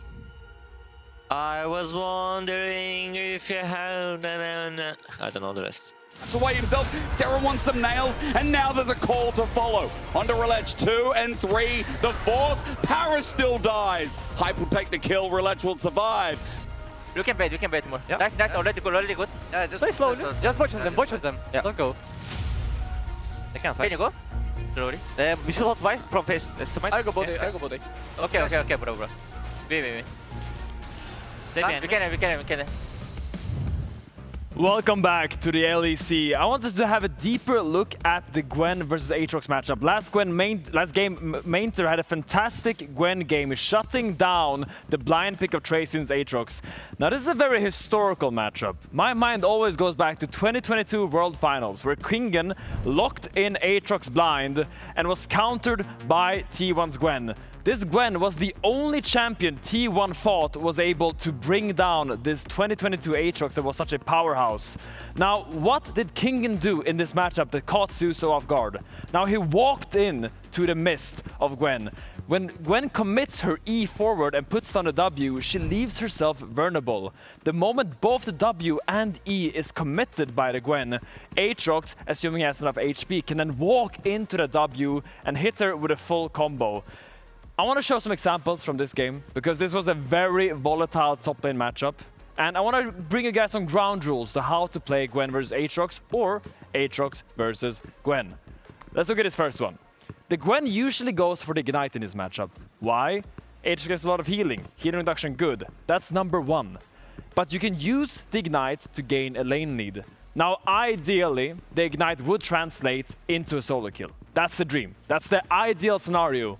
Second best scenario, it goes into a flash. You burn his flash, and then maybe you can look for another all-in as the Ignite's cooldown is a lot shorter than the flashes. Or maybe sometimes you just have to use the Ignite to get a solid lane state. Let's take a look at the first time that Mainter used Ignite, because he frankly got neither. He ended up getting really punished by misusing his combat summoner, and this translated into a later gank by Team Heretics, really setting Tracyn up for success in the laning phase. Here we'll take a look at how Mainter looks for this all-in. You can see how Tracyn really holds his E and make sure that he can always follow Gwen here, because when Gwen commits the dash forward, she leaves herself, as I said previously, very vulnerable. And you have to look out for these abilities. The E of Aatrox and the E of Gwen is the most crucial ability in this matchup. It's all your mobility, and having that down allows the other champion to find a super easy trade onto you and really start snowballing the matchup. The early game didn't really go as planned for Mainter, let's be real. He didn't really find any lane leads, and he found himself 800 gold down after the early game. But a really good gank from Na'Vi really set him up for success, and it starts with his trade. Now, what changed in this trade? Why does it look so much better for the Gwen? The reason is Aatrox commits his E early. This allows Gwen to extend the trade, because now Aatrox has used his only mobility spell, and she can easily chain the needlework into the slow, into slow, into slow, into a fat Q sweet spot, setting up the easy gank pickup for his jungler. Now, the lane is now snowballing. The lane is now going better for the Gwen. How can she snowball? Sometimes when you play League of Legends, you can't snowball. You feel like you're ahead, but you can't really push the lane leads forward. This is where Mainter finds a really good pick. He delays his recall, camps in the bush, and as we roll out the clip here, looks for Tracyn. Keep an eye out on his spell usage. The moment he steps up, uses the E early, this is the cue to send your ultimate, send all your abilities. Make sure that he has no dash out to really chain those ultimates into one another, pop the Ignite, and make sure he cannot fight back. So, it was a really cool matchup. I'm just really happy that we get some Gwen versus Aatrox, because we would have had so much K'Sante, so much Rumble, so much, all these champions. But with the buffs now, finally we will start seeing a lot more bruisers. And just to reiterate, look out for the E-dashes. The moment that dash is on cooldown, whether it's the Gwen, whether it's the Aatrox, that's your timing to look for an all-in, a trade, a quick little nibble at the enemy health bar. And frankly, this is why Fearless is a bad thing. Otherwise, we could watch this matchup again, Finn. Now more educated, now wiser. I'm kidding. Fearless great, but I like it. It's a shame we can't see the matchup again. But I wouldn't mind, you know, I don't mind the K'Sante Rumbles. I will say. I don't mind them because it's only once. Yeah. You know, when it was 5 games in a 5-game series, that was not the most I think back to LEC Versus were the best of ones, and we would see K'Sante Rumble 5 times in one day. Yeah. I was losing my mind back then. Gangplank Gnar, 2016 semifinals, Spice versus H2K. Azir Corki mid lane every single game, forever. For all time. Sometimes it was Azir Victor. True. To be fair. Every now and again, Ryze would get in, depending on what rework. Fearless still good. Matchup's still interesting. I like that you just made it simple for the people at home. Just dash. It's the dash. If you bad dash, bad trade, good dash, good trade. I mean, the crucial part is that the moment you don't have the dash available, you need to give space. You can't walk up with no dash available, because it's so easy to punish for either side. Yeah, I think we saw some of those punishes happening. Obviously, you've exemplified them for us. Thank you very much. Across the game, it felt like Na'Vi were just punishing some dashes from Heretics, right? Every now and again, Heretics would step a little bit too far, and then Na'Vi would very happily say, oh, well, there's some free kills for us. Let's just accelerate this gold lead away. Yeah, we've seen this comfort zone for Na'Vi, too. When the enemy, like, they're really good at punishing the enemy team. I think the additional range they had for this Syndra versus Lock matchup, especially when the locked in and started snowballing, just made their life a lot easier. They had the safety and the range of the Ezreal, and it feels like Na'Vi found that formula for success that I think really favors them. The question for me is, what happens if Team Heretics come in on a bit more even footing, where they don't have to commit so hard to make things happen? Can Na'Vi still find such a confident win? It's a great question. We're going to see if we can get it answered as we're about to go back to our casters for Game 2 of Heretics versus Na'Vi. It was an interesting open game. I think the problem was Heretics in the end didn't really find their mark. Composition-wise, running Lock into Syndra was a problem. I'm Mysterix. This is Dagda. Dagda, what do you think? No, I agree. I wasn't a big fan of the lock. I think the way Na'Vi were able to play around so many of those choke points was super crucial to their victory there. And honestly, a big step up from what we saw against MCOY yesterday. So I'm happy that we're getting that from Na'Vi. Yeah, me too. I think the problem is, again, Heretics maybe go towards the flavor of what they can do to accelerate someone like Seren on something that isn't going to run rough in the lane at the very least. We're about to go into pick and ban for game number 2. Can Na'Vi repeat it? A clean game here would be important, rather solidifying for them getting towards playoffs. We don't have a magic number for you yet, but I will say yesterday I think Medic kind of raised like the 4 or 5. Medic said 4 or 5. Medic, what number did you say yesterday? 4 or 5 feels like the feeling point of playoffs. Yeah. He said 4, more like 5. Sucked in, alphas. It's not the number you like, is it? Anyway, we're into pick and ban. It's Akali, it's Jace. They're both gone. Feels like Na'Vi are looking and fishing for the first pick Orianna, if you ask me. Yeah, potentially. You still have some answers, like the Galio that we've seen. Even started to see the Kano Crooker in first, which I know the Molecule was tweeting all out about earlier today, but we'll see if that is going to be the game plan, is you want to respond to it. Either way, yeah, there's still a lot of pressure towards the top side of the map with the Jace and the Olaf taken off, so Gnar definitely starting to rise up, even the Vayne to a certain extent still up and available. So Lee Sin Ban says that Heretics are definitely fishing for that Jarvan on the next rotation. So maybe that's where the trade-off or the focus is going to be, because if you take the Orianna here, Jarvan and Galio makes that life a little bit more difficult, but you also have the Cassiopeia left open. So it's going to be Cassiopeia first. But it does mean on the other side, maybe it could just be Nocturne Orianna, the Jarvan you mentioned already, the Jarvan Rumble, Jarvan Bard. There are so many things available in this draft because we've gotten rid of those pocket responses. Of course, Nocturne is already banned, so I apologize to people at home. But a jungle that could go with Orianna is also the Jarvan. Stole it away. Cassiopeia, though, is one of the picks that you can still play in the AD carry role from the mage perspective. So there is always an option here for Na'Vi to flex the Cassiopeia into the bottom line, have Poby pay something like the Galio if you really want to, and then try and go towards that angle instead. It does mean that you'd probably rely on Nature then to play something like the Mbessa in the top side, but I don't think that's the end of the world if you've still got setup that can come through from other places. Could come through from support. Rumble going to be taken away from the pairing of Jarvan. I mean, I feel like that's a holy trinity that Team Heretics just couldn't get. But jungler that's available, there's no buy. Wukong is here, Dagda. Poppy, I think, could also be one if you really want to, but you don't really have great setup then for the Rumble is the only thing, so probably going to go back towards something that's still on the tanky side. I was going to say I like the Skarner a little bit more, but it depends on what you want to play bot lane. Like, if you want to go for someone like the Yunara Lulu here, and you have that still Enchanter that can support the Xin Zhao, maybe that's an option. Especially as we're seeing a very tanky front line and team fight oriented composition from Heretics. I don't hate the Yunara Lulu in this option. I'd probably like to see a Lucian banned away, though, if you are going to go towards that angle, try and get rid of, like, probably Lucian Caitlyn and disable some of those lane bullies. But then also, what do you think of the Varus, option into the bottom lane? Like, there's Corki as well, but you are right that, right now, one of the better duos around, as Caitlyn does get taken away, is that Lucian Milio question. However, Yunara Lulu also raised up. Let's see the direction, because it's all hands on deck to get rid of bot. Yeah, because to me, Heretics feel like they're setting up for the Lucian Milio. Caitlyn, Karma is one of those answers that we see do pretty well into the Lucian Milio. It's very much about if Lucian can get a good dash into the Caitlyn, and she doesn't have the ability to try and avoid that damage with the net shot, but we'll have to see if that read is going to be there for Na'Vi. Fishing for what? We're not doing Zyra Khan instead, are we? No, I think Zyra Khan is a bit later in. I think there's too many priority picks and things that can bully out the Zaya in the early stages. Okay. Well, at least with the Rel gone away, some of the engage options gone from Na'Vi as they want to follow up on Xin Zhao's ability to start a skirmish. Yeah, I think the question here is, are you comfortable playing into Lucian Milio? Because I do still think it's probably Yunara Lulu here, but it does mean you're very low on engage. So maybe, because I think that was also the read the Heretics had with the Rel ban. There's not a huge amount available because Nautilus also gone.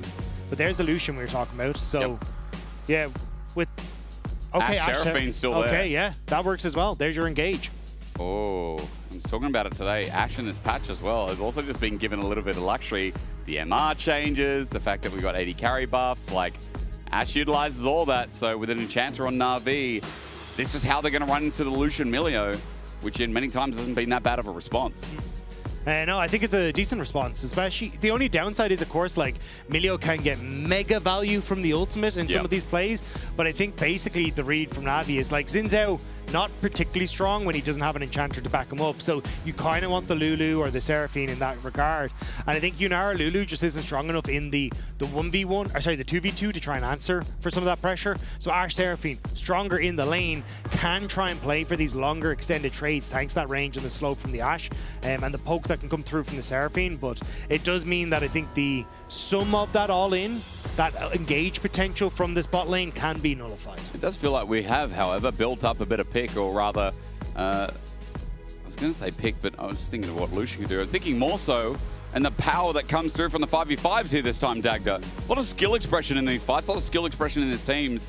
We have a tank from Team Heretics. Trayson's been put on the backlog away from the Aatrox this time so that he can play a more frontline role. Or on the other side, there ain't no frontline outside of the Xin Zhao Bruiser for Na'Vi. Skirmishing power, I think you already mentioned that word and used that word. And see how Na'Vi can help accelerate this game. We're going to go on to Summer's Rift for Game 2. Team Heretics need a win. Get that through your brain. They need a win. Na'Vi, on the other hand, they're not coasting, but a win here would help put them into the upper echelon. And Heretics need to start that win through bot lane. So much of this draft is going to rely on this Lucian Milio getting ahead, being able to play off of mid-wave, set up for that advantage, because one of the downsides of adding Milio into your comp is he's kind of paired at the hip with the Lucian. Like you have to play around mid lane with it. You don't have that flexibility of even the Seraphine, who can start to roam around and kind of play for picks on side lanes. So I think this is where we're going to see a lot of attention from Douglas down towards this bottom side, and maybe even hyper-aggressive trades post-level 3 from the Heretic side to see if they can try and set up for potential dives there. Push them down before they get a chance to get on up. Sam D had a great game 1 on that Ezreal. Team Heretics, again, it is about how they get through these lanes. Quick reminder, what we're yapping about with Heretics moving forward is what they've already been through, which is a hard starting schedule. I think they're talking about it on desk. Like, there's a bulk that you play at the start of this split, whether you go to the Roadshow or not.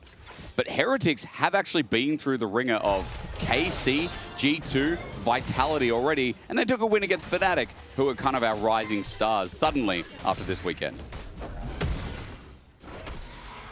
So defensive vision at the moment from Heretics. Douglas actually getting the ward over towards his Raptors, not going for that invade that we typically see towards enemy Raptors, and spotted exactly where they're going. So not really going to be any deep vision, whereas significantly more for Heretics is available, right? You can already see that they'd set up, like, in case there was a potential for this like level 3 gank onto the bottom side, they'd set up a ward here. They got a ward to spot in now. The Jarvan basically will be on this camp as well. And even the Hawkshot is spotted exactly where Douglas is. So I think this is where Na'Vi, especially with the Xin Zhao pathing towards the bottom side, are already aware that they want to try and cover potential plays on this bottom half of the map. It is that Hawkshot in combination, isn't it? That just makes it so painful to play as a jungler. Poby not going to get the Noxious Blast down. Thinned out the wave a little bit here so that Seren doesn't have leverage. And when Poby does step up to try and get some of those twin fangs. So far so good here for the Cassiopeia through the mid lane. Bot evens out just a little bit here. As you said, they know the Jarvan's pathing up towards top side, so Mainter also just keeping his wave pretty steady right now. Observers, if we could at some point have a look at top, I think the wave is either on a bounce back or on a frozen hold. out. It is, okay. So yeah, because Trayson went for the early reset for the No Magic Mantle, but the wave didn't actually crash, so it's kind of just stuck here, which is working out well for Mainter. But Douglas now taking a quick visit towards the mid lane as Poby's trying to push out his lane. He's going to path towards his jungler, so he hovers the bottom side of the lane. Team Heretics know that Relax is probably coming up from this side. Scuttle going to be the focus now, especially since Douglas gets topside Scuttle. SamD gets a small trade with Hype, takes a turret shot, but it's not the end of the world. Might just be a reset timer for Navi's bottom lane so that they can get some early damage here and maybe threaten a little bit more. Backs come through now. Obi's positioning well in the lane here, not really giving an opportunity for Douglas to find anything. I mean, curious though, because this is the second time that we saw Douglas kind of sitting in both games, sitting around this mid lane, hoping for a little bit more. That's actually going to stop the home guard, which is a little annoying for Paris. That sucks. But yeah, I'm curious if they like thought that Poby might hover on the wrong side of the map at times, because it's the second time now that we've seen it. Yeah. Where he's put a lot of emphasis on this mid lane play. True. Falling from Mainter, gets the flame splitter down, goes danger zone. As he comes back out, really not that much damage. As a Cassante, he's got MR already. But you see, nice job from LEC, basically covering this push out from Mainter, knowing that he wants to try and get the reset. Yeah. Ensuring that Jarvan is not on this top half of the map. So it should mean that Mainter gets a really nice reset after he crashes this wave, like first strike gold and also this crash out. And he's going to be in a good spot. He definitely is. Well, if he can get the crash. Eventually. Cassante is just annoying. Get some good damage down, and that'll threaten Trayson back. Wave will neutralize. TP will be there. As you said, first strike going to contribute here is Trayson's back's going to come through first. I think Mainter wanted to get the hard push in, so it gets the bounce back. He's going to try and get a quick reset here and maybe level 6 off the wave. Yeah, Trayson TPing to the wave to try and stop that crash, so then Mainter can't really get the reset. Going to be level 6 hit for Mainter in just a second though, so not going to be the end of the world. Like, he can always throw down the equalizer if he really wants to try and get that reset in. But both junglers still on opposite sides of the map there. So with Mainter knowing that there's a very high chance Jarvan's on this top half of the map, he's going to just quickly go for that callback. Okay, let's see what he's going to come back with as well. Slow early game, 5 minutes, just really built on the fact that Na'Vi are comfortable in these lanes. Bot is accruing a nice lead. I mean, it's that push-up from SamD and what we saw earlier on. And those trades must have built into fruition. Of course, LEC with a bot push like this is just going to start dragging again. Yeah, it's also kind of what you see oftentimes when you know that the enemy jungler start on the bottom side, he will be going up towards that top half to clear the camps. Yeah. Na'Vi only now have push in bottom lane though, so a little slow on this uptick. Poby though, spotting out that LEC is there, means that Na'Vi can actually shift into jungle and pick this up, especially because Saren only resetting now for the last chapter. So it's great timing. Poby also threatening that ult, as he's got Swifties too, so Dragon goes down. Na'Vi holding a very good early game gold lead, and they'll go back to this wave having missed nothing. And SamD is half the way to level 6. And so once that ult is up with Encore with Paris as well, there is going to be a lot of kill threat on Na'Vi's. Yeah, also just copped it's the Giant spell for LEC, so I think he's going towards that Titanic Hydra build, where you can get the very quick 3-proc on your Q and get that knock-up. So he's going to be very substantial when it comes towards these engages. Not the best trade for SamD, especially with Jarvan on this bottom side. And spotted out. I mean, again, he wants to make his back. Douglas is like, okay, now I'll go in. SamD could still be in trouble. Make a fire kick. Going to connect, but too far away is Douglas without an ulti. LEC kind of played a little bit risky there. But this is, I mean, this is Paris and SamD's mistake. They shouldn't be looking for these heavy trades because you know that Jarvan is on this bottom side of the map. Now look at LEC, right? His camps are spawning on the top side where he wants to try and clear. Paris and SamD are kind of low now, and there's a potential push. So they now are probably going to have to give up a good amount of this wave on the bottom side because Douglas can always play for a potential dive. Maybe even looking for it here just after he clears his blue and hits level 6. He's going for the dive. Observers, when we look at bot, SamD is at like 100 HP. I don't know what burst trade that was. Thank you very much. And now it's level 6 for Douglas off of blue as well. This is perfect timing. There you go. Na'Vi have to give up all this, and it's off of that quick trade. Like, you should have just gone for the reset there. So it's a bit of domino effect here from SamD and Paris. We're praising them from game 1, but in this game, the laning phase is going to bounce back a little bit here. Hype is going to look for, well, no push in. He actually backed instead to get the Sheen. And I believe it's already bouncing back. I'm sorry to people at home, can't see the bottom wave just yet, but at the very least, it's going to come back in a neutral state so Hype can walk back, look for level 6. But bot lane is going top Dagda. So SamD and Paris are like, you know, forget that.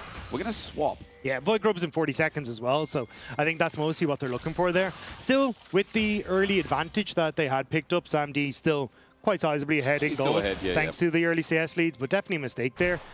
You're getting the swap, though, with 25 seconds still. LEC on the bottom side will probably want to pick up his red buff as well before he moves there. So I think this may be a little bit more of a bait play to try and keep pressure on this top side.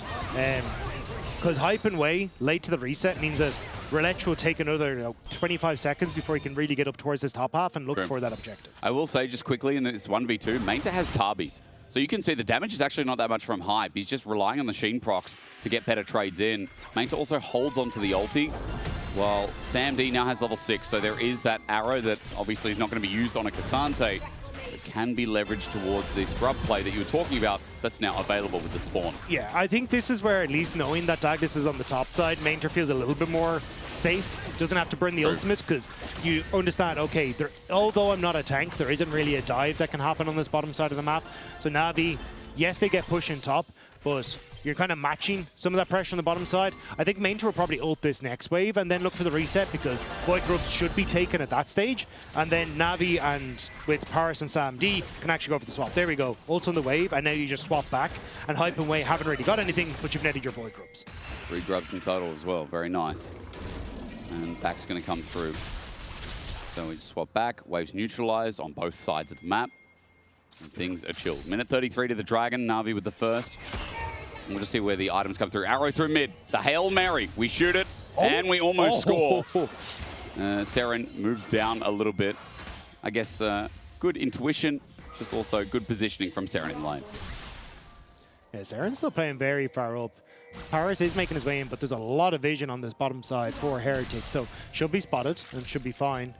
But, curious what Heretics is going to try and do. I'll go this way. No. Okay, Poby's like, I'm going to go this way. And Sarah's got the ball. No, you're not allowed to step up. No, no, no, no, Poby. I'm trying to think. It's like, you ever, you play as a kid, like, gap in the fence. You ever, oh, no. No, okay, sorry. Australia thing. Oh, Ren Rovers, I think we used to call it. Yeah, okay. Where you have to try and, like, everyone goes with their arms out and you have to try and run through them. Yeah, yeah, yeah. Yes, okay. yeah. And that's, sorry, it wasn't literal fence, Australianism. A gap in the fence, like, you gotta find the gap. It was kind of like, maybe it's kind of like Bull Rush as well we used to play, which I think is now banned. Anyway, look, outside of that, sorry, where were we? Oh, right, we're talking about tiramisu. All right, well, Na'Vi, bottom side, it's Dragon in 20 seconds. And we're going to see how they get the setup for this. Now, it was all about bot before with their pressure. Hype is now feeling a little bit more confident. No first item, but components adjust. Relech hovering over the side of the wall as Relech is coming in. He's spotted on a ward. Yeah, Douglas is here as well. Maybe with the Sam D ultimate just up in a couple of seconds, they feel like they're strong enough to just continue to make this play regardless. Culling, damage, can't get the slowdown or the stop. Paris at half HP, might have to pull some surround sound now on the passive and get some healing up as Dragon already starts. Yeah, still Na'Vi trying to push in through this bottom side. Seren has push on mid though, so able to group up on this play faster. Might be a bit of a difficult pinch here from Na'Vi. Engage first from Relech. Arrow flies through. Gets Amelia mid ulti as well. The beat drop is only one. Wei survives for now. 2K, the flash. Cataclysm. Sam D survives to live another day as Hype is just going to stand his ground. Relech goes in with the ulti himself. They pull the trigger too early. Heretics get Petrify engaged as well. It goes from bad to worse to horrible to no way out. Flash to cut off the escape. And Heretics went in, then out, then in the ground. It was a messy play from Heretics. No TP on Tracing meant that Na'Vi were always going to have the opportunity to bring in a numbers advantage. Plus, they just gave up so much space trying to set up for this fight. You can see they didn't really know where they wanted to try and turn on to. Douglas tries to pull the trigger on towards towards Paris, but he's so far in the back line that there's no way Hype and Wei can follow up. You'll see it here. So you end up having Seren do a good job of zoning off Hobie, but then this engage from Douglas means that there's not really any sort of position to follow up. He jumps on towards Sam D. Hype and Wei can't do anything because Relech is standing there with the Crescent card. Then because Seren's drawn forward, Hobie's able to get into a good position as well. Fantastic ultimate from him. And even with Mainter then having the TP, that numbers advantage comes through. And I love this flash. Actually over the fire kick. Yeah. So then there's no way that that can be denied. Thanks, bro. Thanks, bro. Great sound effects from Mainter. Yeah, you're right. The little flash interaction, nice one, Dagda. And that fight, that was a burner. That's 2,500 gold and another dragon that Na'Vi just picked up. Like, yeah, a little bit chaotic from Team Heretics, but also holding the Crescent card from Relech. Nicely played. He's now got Titanic Hydra as bottom lane comes back. Optics in hand, and Sam D getting his first item before Hype. We just returned back to where we were at the start of the game. Yeah, and Heretics bot lane had to leave. You could already see that both Relech and Poby were hovering in towards that bottom lane fog of war. So immediately they just give turret plates. Now potential for Douglas to try and look for something on the top half of the map, but don't know if they can fully dive main turret. I think he just ults the wave and denies the counter punch. Gets all the wave as well. It's already gone. Trayson's going to get the flip, but his jungler's not there. He's okay. He's a Cassante, and there's no enemy jungler approaching, so he can do that. But again, remember, the problem is that Sam D and Paris own the bottom lane. So while Manta clears the wave, a whole turret disappears. This is where it gets hard for Heretics, because we already kind of talked about, like, Lucian, Milio want to be joined at the hip on the mid wave, but you now also have an Orianna who kind of wants a support that can shadow her a lot of the time, so then she doesn't get focused down in these side lanes. So I think we'll have this, like, from Heretics, where they send Cassante boss, Lucian mid, and Orianna into the shorter lane and top side. But I still think with arrows, there's a potential here for picks. Oh, Seren walks into it this time. There's no escape. Miasma down, double beat, dropping the stun as well. There's no flash either. Parby takes a kill. I called him Parby, but really, he was pobing for that play. Of course, that is his name, Dagda. Mid turret's free. It was a little ironic to see Wei, just as that play happened, pick up the Mikhails after, as he was unfortunately not able to get there. I'm going to need that. Yeah. But yeah, I think this is where the pick potential for Navi is incredibly good. Like, Orianna not going to have the support she needs because Lucian needs the Milio in mid. And you've already seen, like, Paris very good when it comes to her sideline pressure. That Titanic Hydra build that we talked about from LEC, very good at immediately proccing that as well to set up for sides. And there's a ton of damage on Navi. So I think we'll constantly see Navi trying to attack wherever this Orianna is situated in the map. She is in the bottom side at the moment, which if she can keep the wave close to her tower, she'll be fine. She can be relatively safe. But if this wave ever extends up towards river, I do not want to see Orianna in this bot lane. No, because Squishy is anything. It's not the Rod of Ages build we see, you know, not seldom anymore, but sparingly so in certain situations. It just depends on the matchup, right? It depends on the matchup, you're right. And, I mean, this game, the point is there's no health stats. You are just out of that burst mage as Team Heretics want to adjust and find themselves a culling. It starts off that way.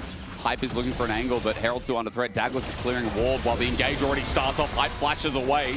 Cozy Campfire out as well as the ulti. The steal for Douglas is not there. The eye now ready to be picked up, easily done as we look towards top. Meanwhile, yeah, Mainta is dead. Okay, a small win for Team Heretics. Douglas flashes in for the Cataclysm. He's by himself. He went early. He dies. The flash away meanwhile, while it is Poby who also drops. 2 for 1 for the Herald. Heretics get some shutdowns and some gold back. So Tracy able to find the 1v1 top side does lead a little bit of advantage towards Heretics as they manage to collapse them for another kill. Unfortunately, have to give Douglas his life for it.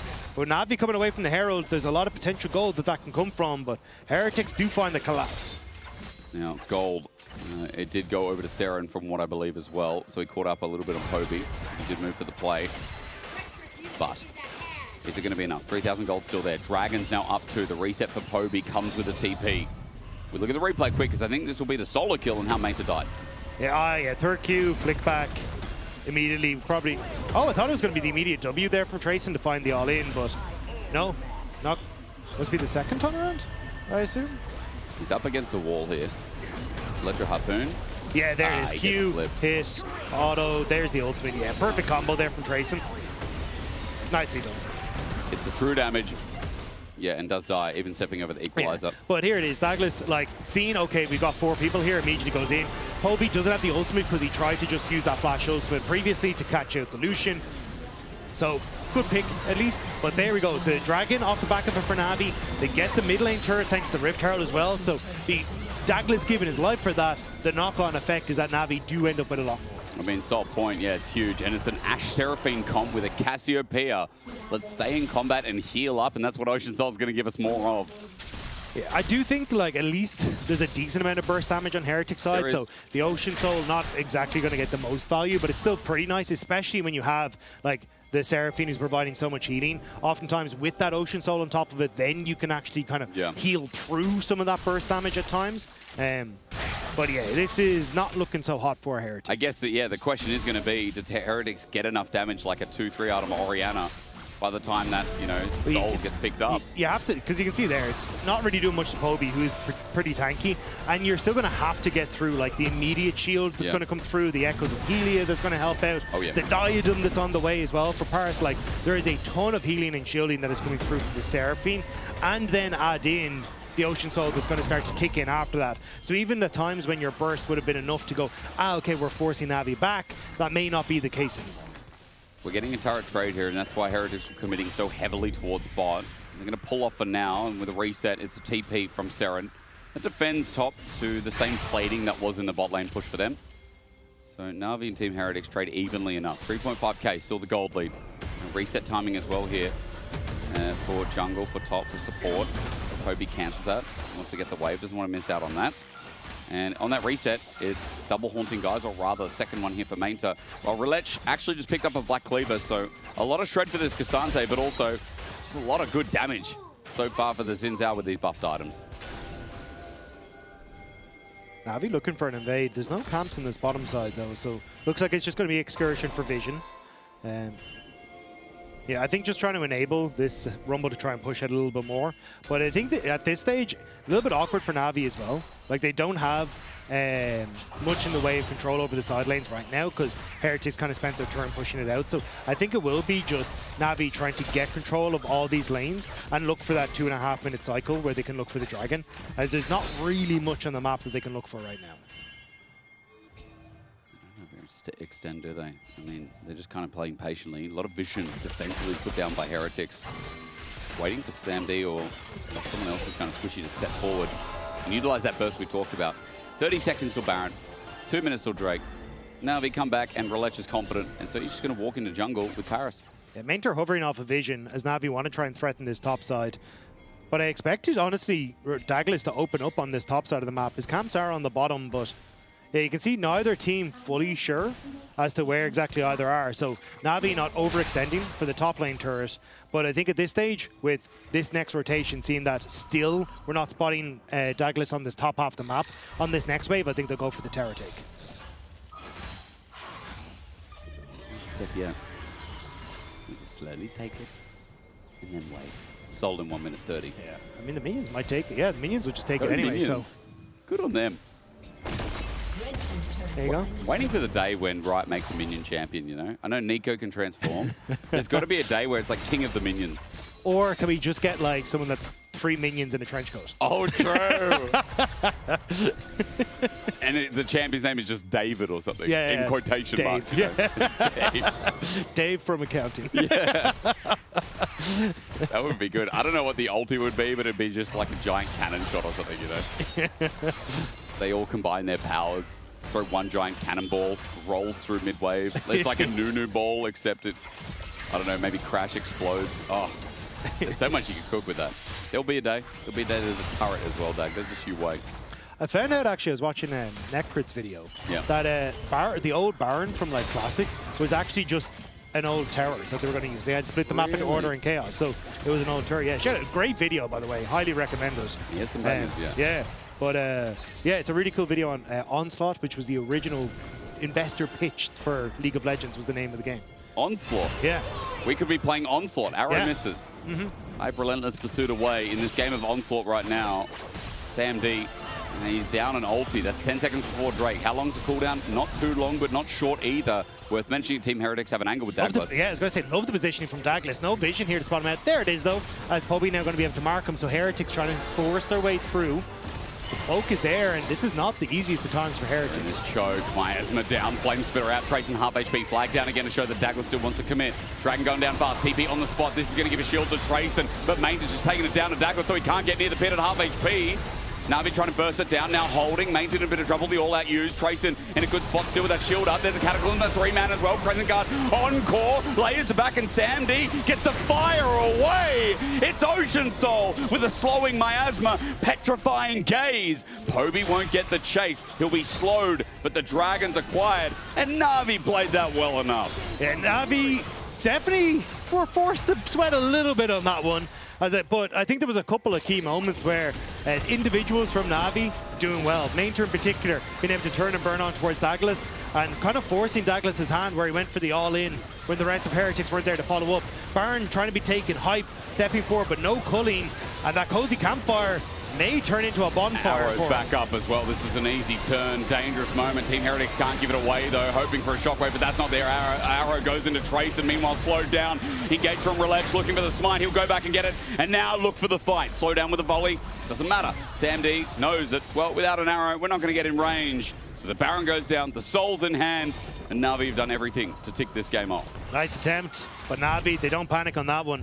We'll see here as we get into it though, because basically you get that TP coming through from Trayson to get the big shield so we can try and retake it. But actually he's also just self-imposed some CC on himself. So Manger goes, right, I'll turn on to Douglas and get some good damage. The Lucian culling doesn't get a huge amount. Poby also with a great miasma just across here to keep people out of the equation. But Douglas, because he's so low, tries to force the all-in. But the charm is there, Hype and Saren can't really go forward. So even though Douglas goes in, there is zero follow-up for him. And that's where Na'Vi are like, great, we just killed the jungler and we get the objective. Easy as that. Miasma, for what it's worth, stops the flag and drag for Douglas. Not sure if he had a timeout on that one, but it doesn't matter anyway. Engage onto Trayson.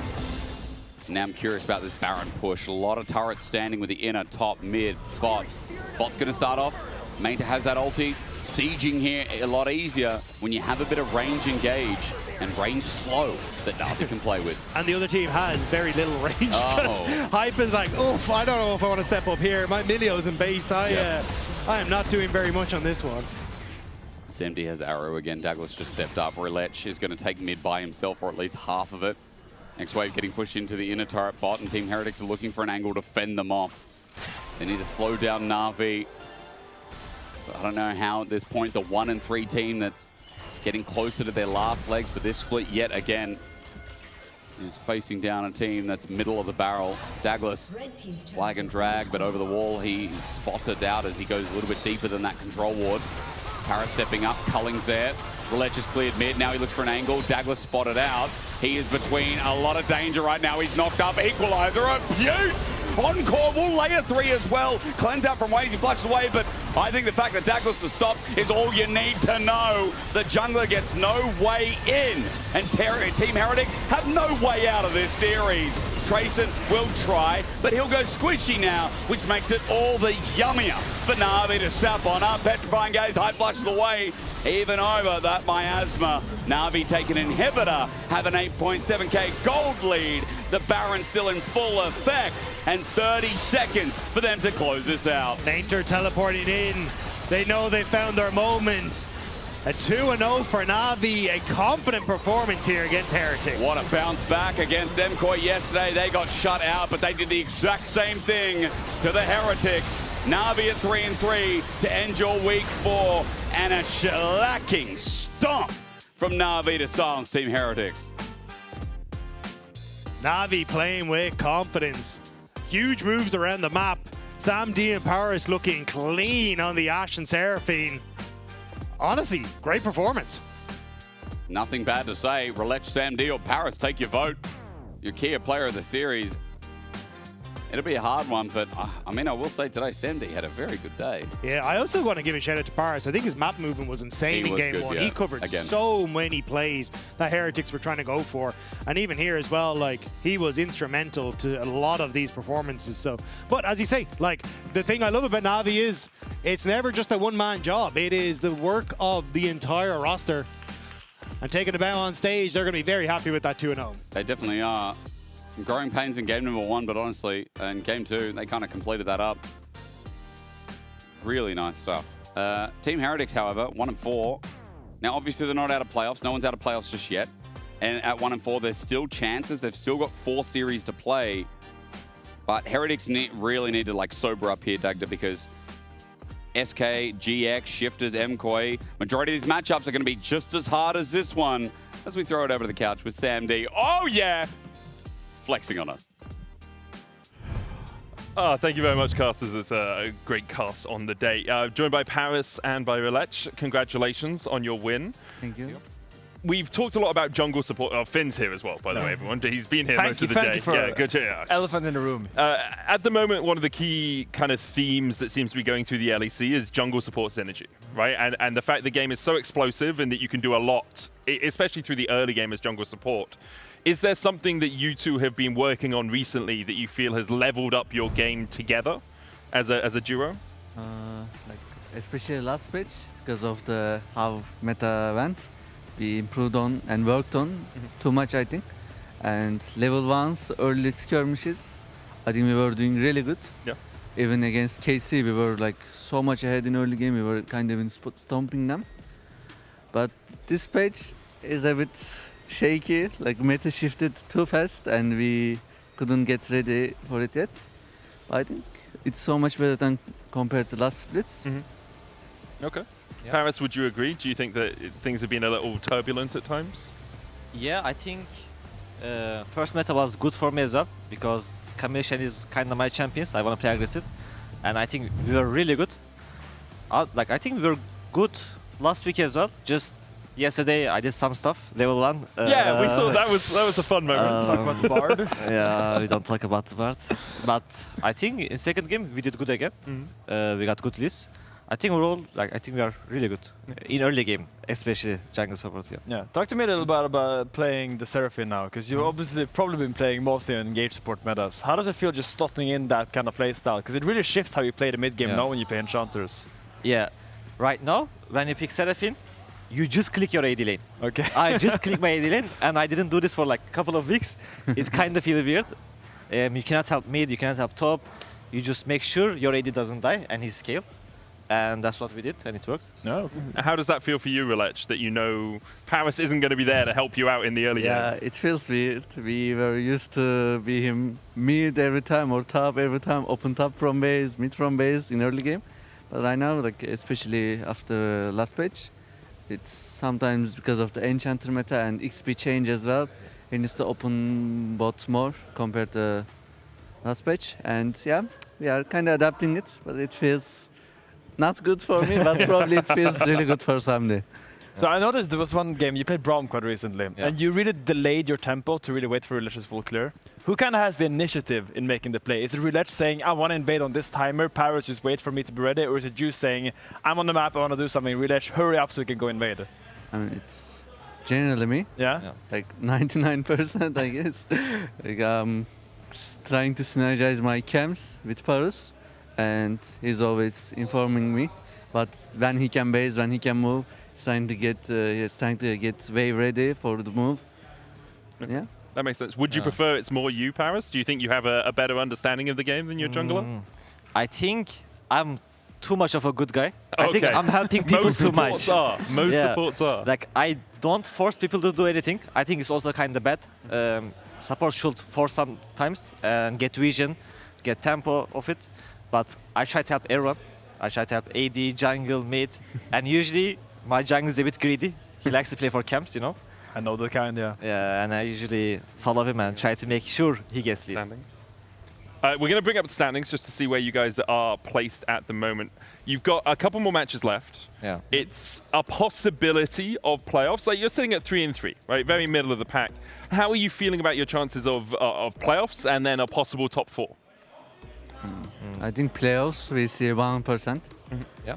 We don't see ourselves out of playoffs. Top 4, that's what we are aiming for playoffs. In also Koi road trip in like Spain. Yeah.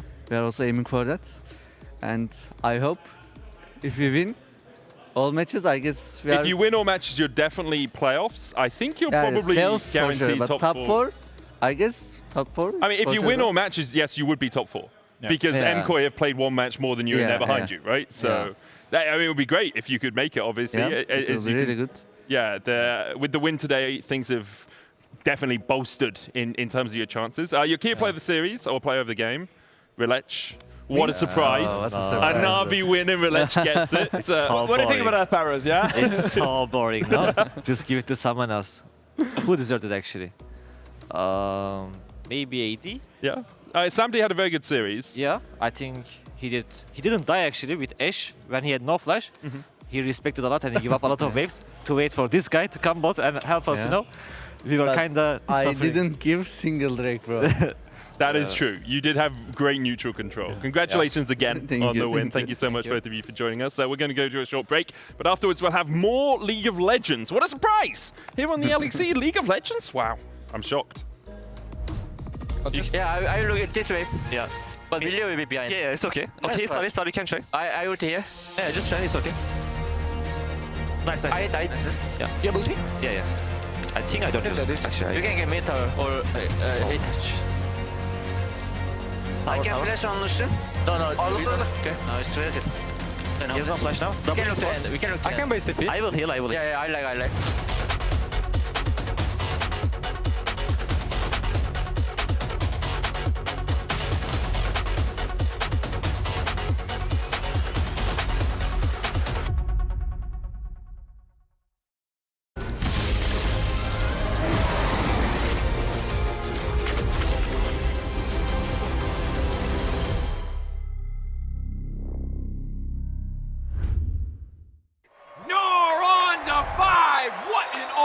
What an incredible play there from that was incredible. You love to see it. Right, yeah, let's really What get into a move!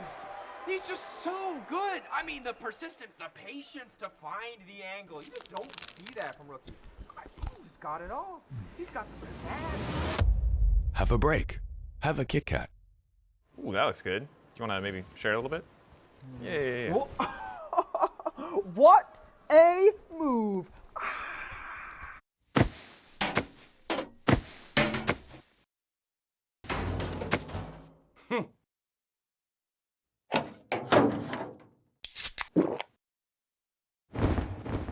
Red Bull gives you wings. When I was a player, if I was to like make a misplay, maybe it's my mouse, maybe it's my armrest, something feels wrong. If you were at home, you wouldn't do that. The Infinite Precision Armrest is part of the larger Secret on Stage standard initiative, aimed to bring your home or training room settings to the tournament stage.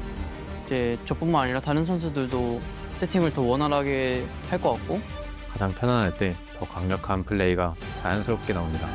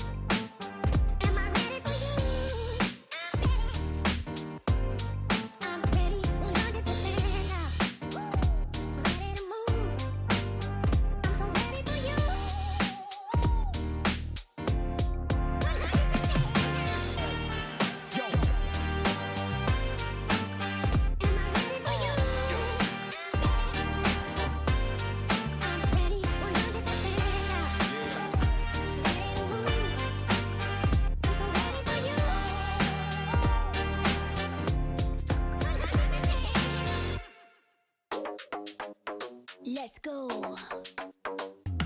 Confident like you never deceive. Big ego, bigger brain, kiss really obscene. So we only wear designer cause we always look clean. And for that money, everybody a fiend. And the bling like a chandelier hung on my chest. And I get it for free cause I'm simply the best. See deposits every hour, not breaking a sweat. About to lunch with my girls, grant every request. Thank you.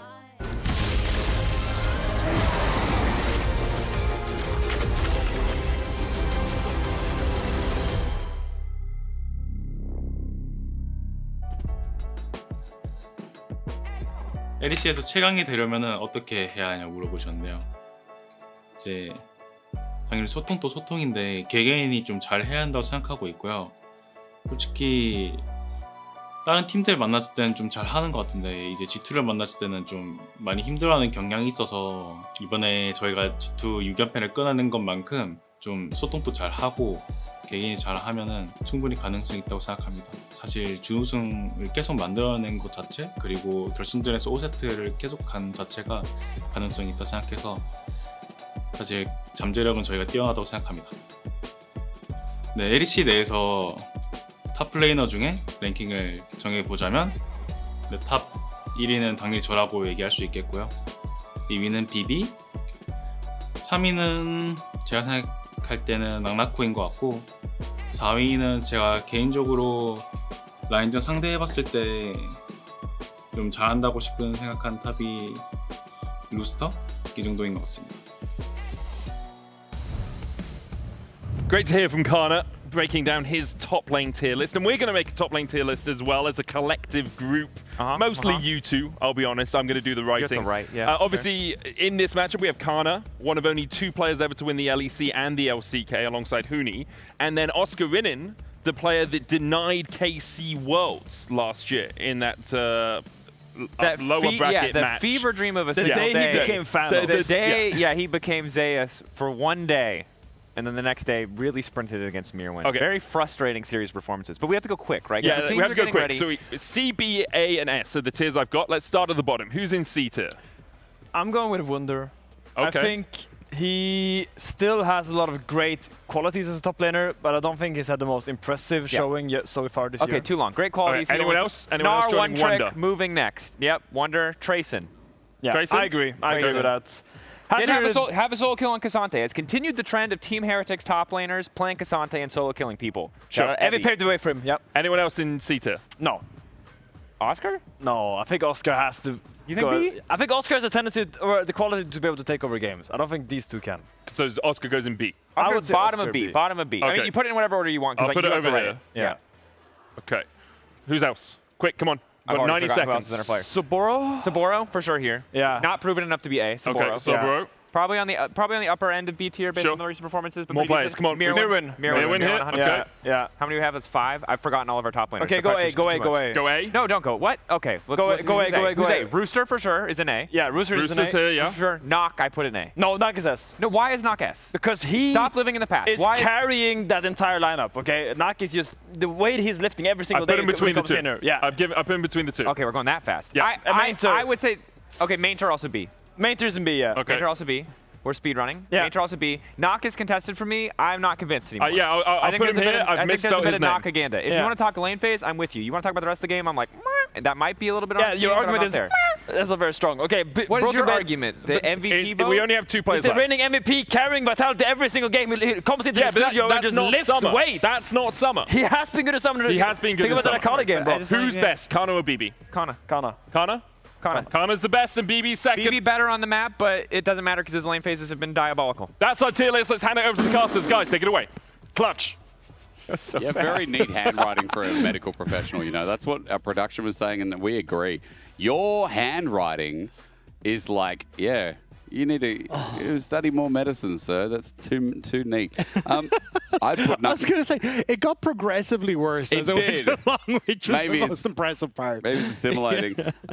Broken Blade, Kana, Nako, yeah, interchangeable, I would say. I mean, Kana's still on a tear. Yeah, I And think Giants- Nako could have been a little higher. I think Nako right next to Kana. That would be because in the early weeks of Vitality, when they're a little bit.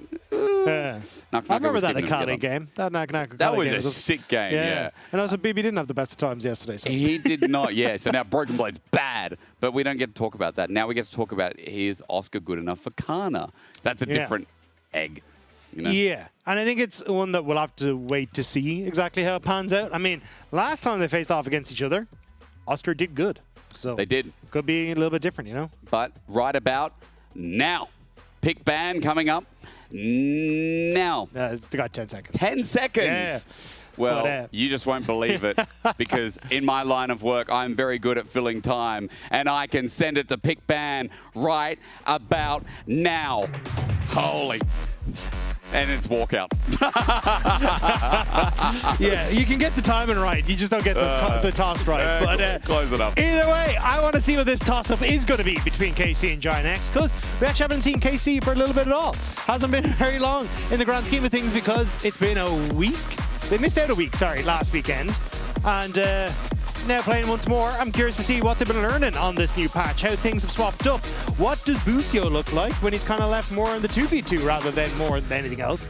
So I think Giant X, I want to see them really turn the heat up against KC here. I mean, because again, I go back to the lock game, Dagda. I go back to how they treated MKOI and the professionalism in which that game came about. Now, my weird minced words are just alluding to the fact that they stomped them. And Jackie's getting a bit of a lead, and being able to take over the game was a recipe for success. Mid-jungle feels important. Oh, yeah. Oscar and being able to survive top. Personally, I think a huge amount of it is like Yike and Busio. How do they try and link up together and try and control a lot of that?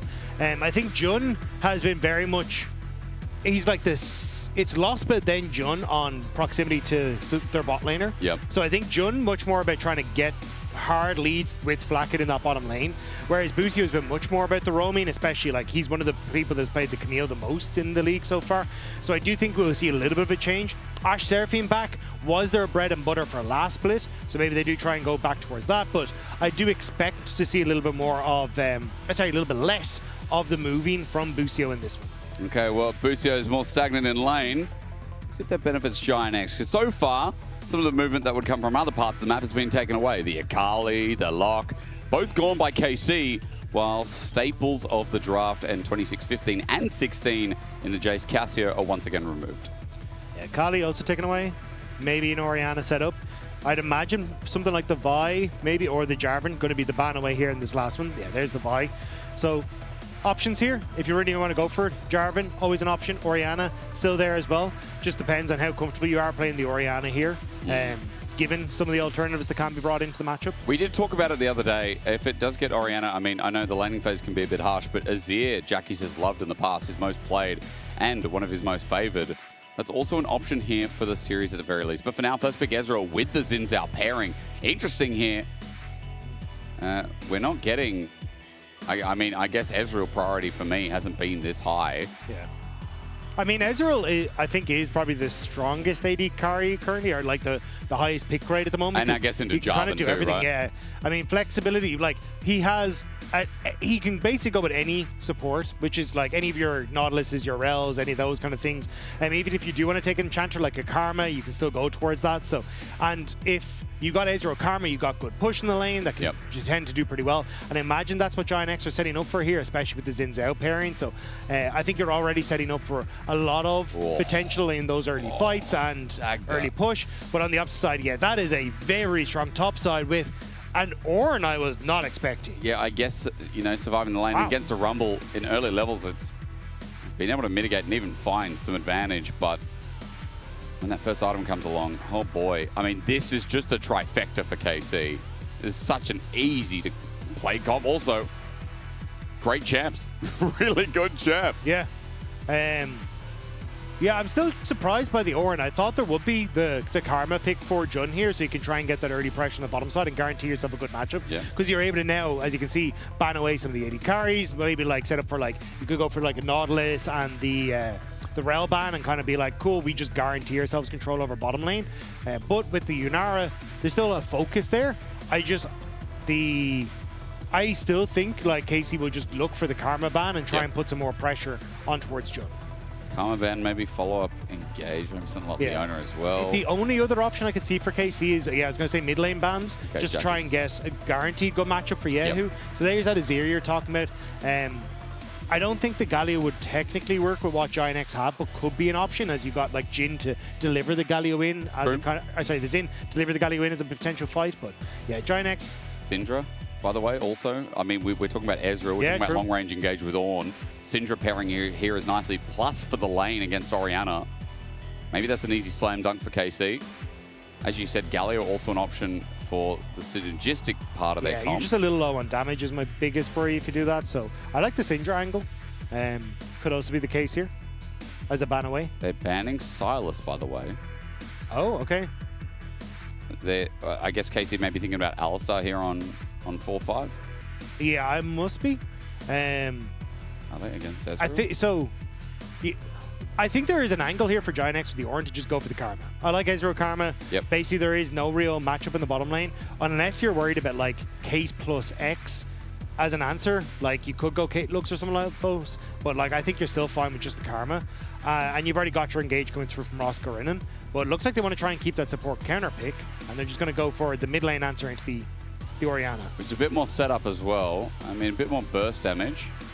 Yeah, because now I'd be a little nervous of Caitlyn Karma coming out for KC, and then you've got like very strong bot lane. You've already got your engage, and you've got good answers into trying to get like mass speed ups to move around for the Ornn and stuff like that. So I honestly wouldn't be surprised by Caitlyn Karma coming through here for Kalista and Busio.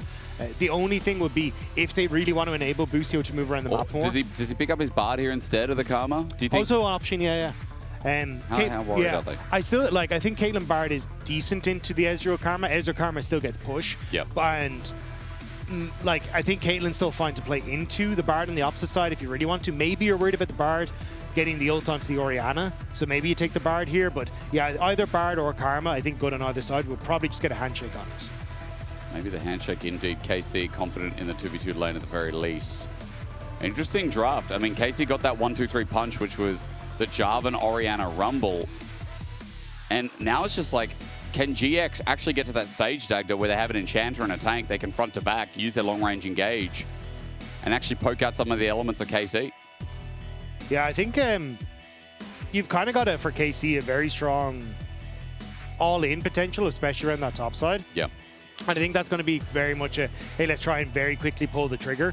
And with the Ezreal there, that makes it a little bit more tricky to kind of find that value, even with the ultimate on the Xin Zhao as well. The Crescent Guard going to keep him safe from damage from a Shockwave. But you do have a lot of consistent damage. You have good zone control as well, which can always be a threat. But Giant X have good ways to retake that position with the Crescent Guard and with the Ornn. And it's just with the Rumble having push on sides, Ornn might be late for some of these fights if you can get an early push here for KC. Well, let's see. Giant X threw the spanner in. They wanted to keep it simple. They've added some long-range engage. But it's not like the Bard can't match the Jarvan setup. Has Orianna, has Rumble, has Bard, ulti as well. There is so much going here for KC. And it is seldom seen in the LEC when those three picks are given up together. So we're going to have to see if Giant X's plan is going to be worth it. We're going to go into game one. And as I do with every game, I give you a quick reminder where we're standing. If you haven't been watching the LEC, we're past the halfway point. Giant X have played their first 4 games, and now this is the interim, where after this they'll have 4 more. Heretics, G2, Na'Vi, Fnatic. Mixed schedule here. Giant X sitting at 2-2. They have played the least games of the LEC so far. We're going to find out where they sit, because with all this battle up and with Movistar Koi coming back up, Fnatic surprising us, Vitality still performing well enough, that top 6, it's a hard thing to call right now. Yep. And I think that's where so much of the focus is right now, is who's actually going to make it into playoffs, because there is a fierce battle that's happening, and there's constantly people taking swipes off of each other. So I'm curious to see where we end up panning out towards the end of this. Giant X would love to take the KC scalp to help them march towards not even top 6, potentially even that top 4, which is still undecided. I'm just told we've had a small game delay. I'll give you more information in a quick second once I know exactly what that is. Yehu is laughing. What did you do? I mean, when does Yehu not laughing? That's true, but he's giggling a little bit more than normal. Yeah, I mean, it's great. I love the vibes on KC, honestly. I have somehow managed on my TikTok to get KC fan edits. Really? Yeah, and it's honestly adorable. I kind of love them. A quick side note, it's a quick delay going into game. Player had to restart their PC, so we'll be there shortly. Yeah.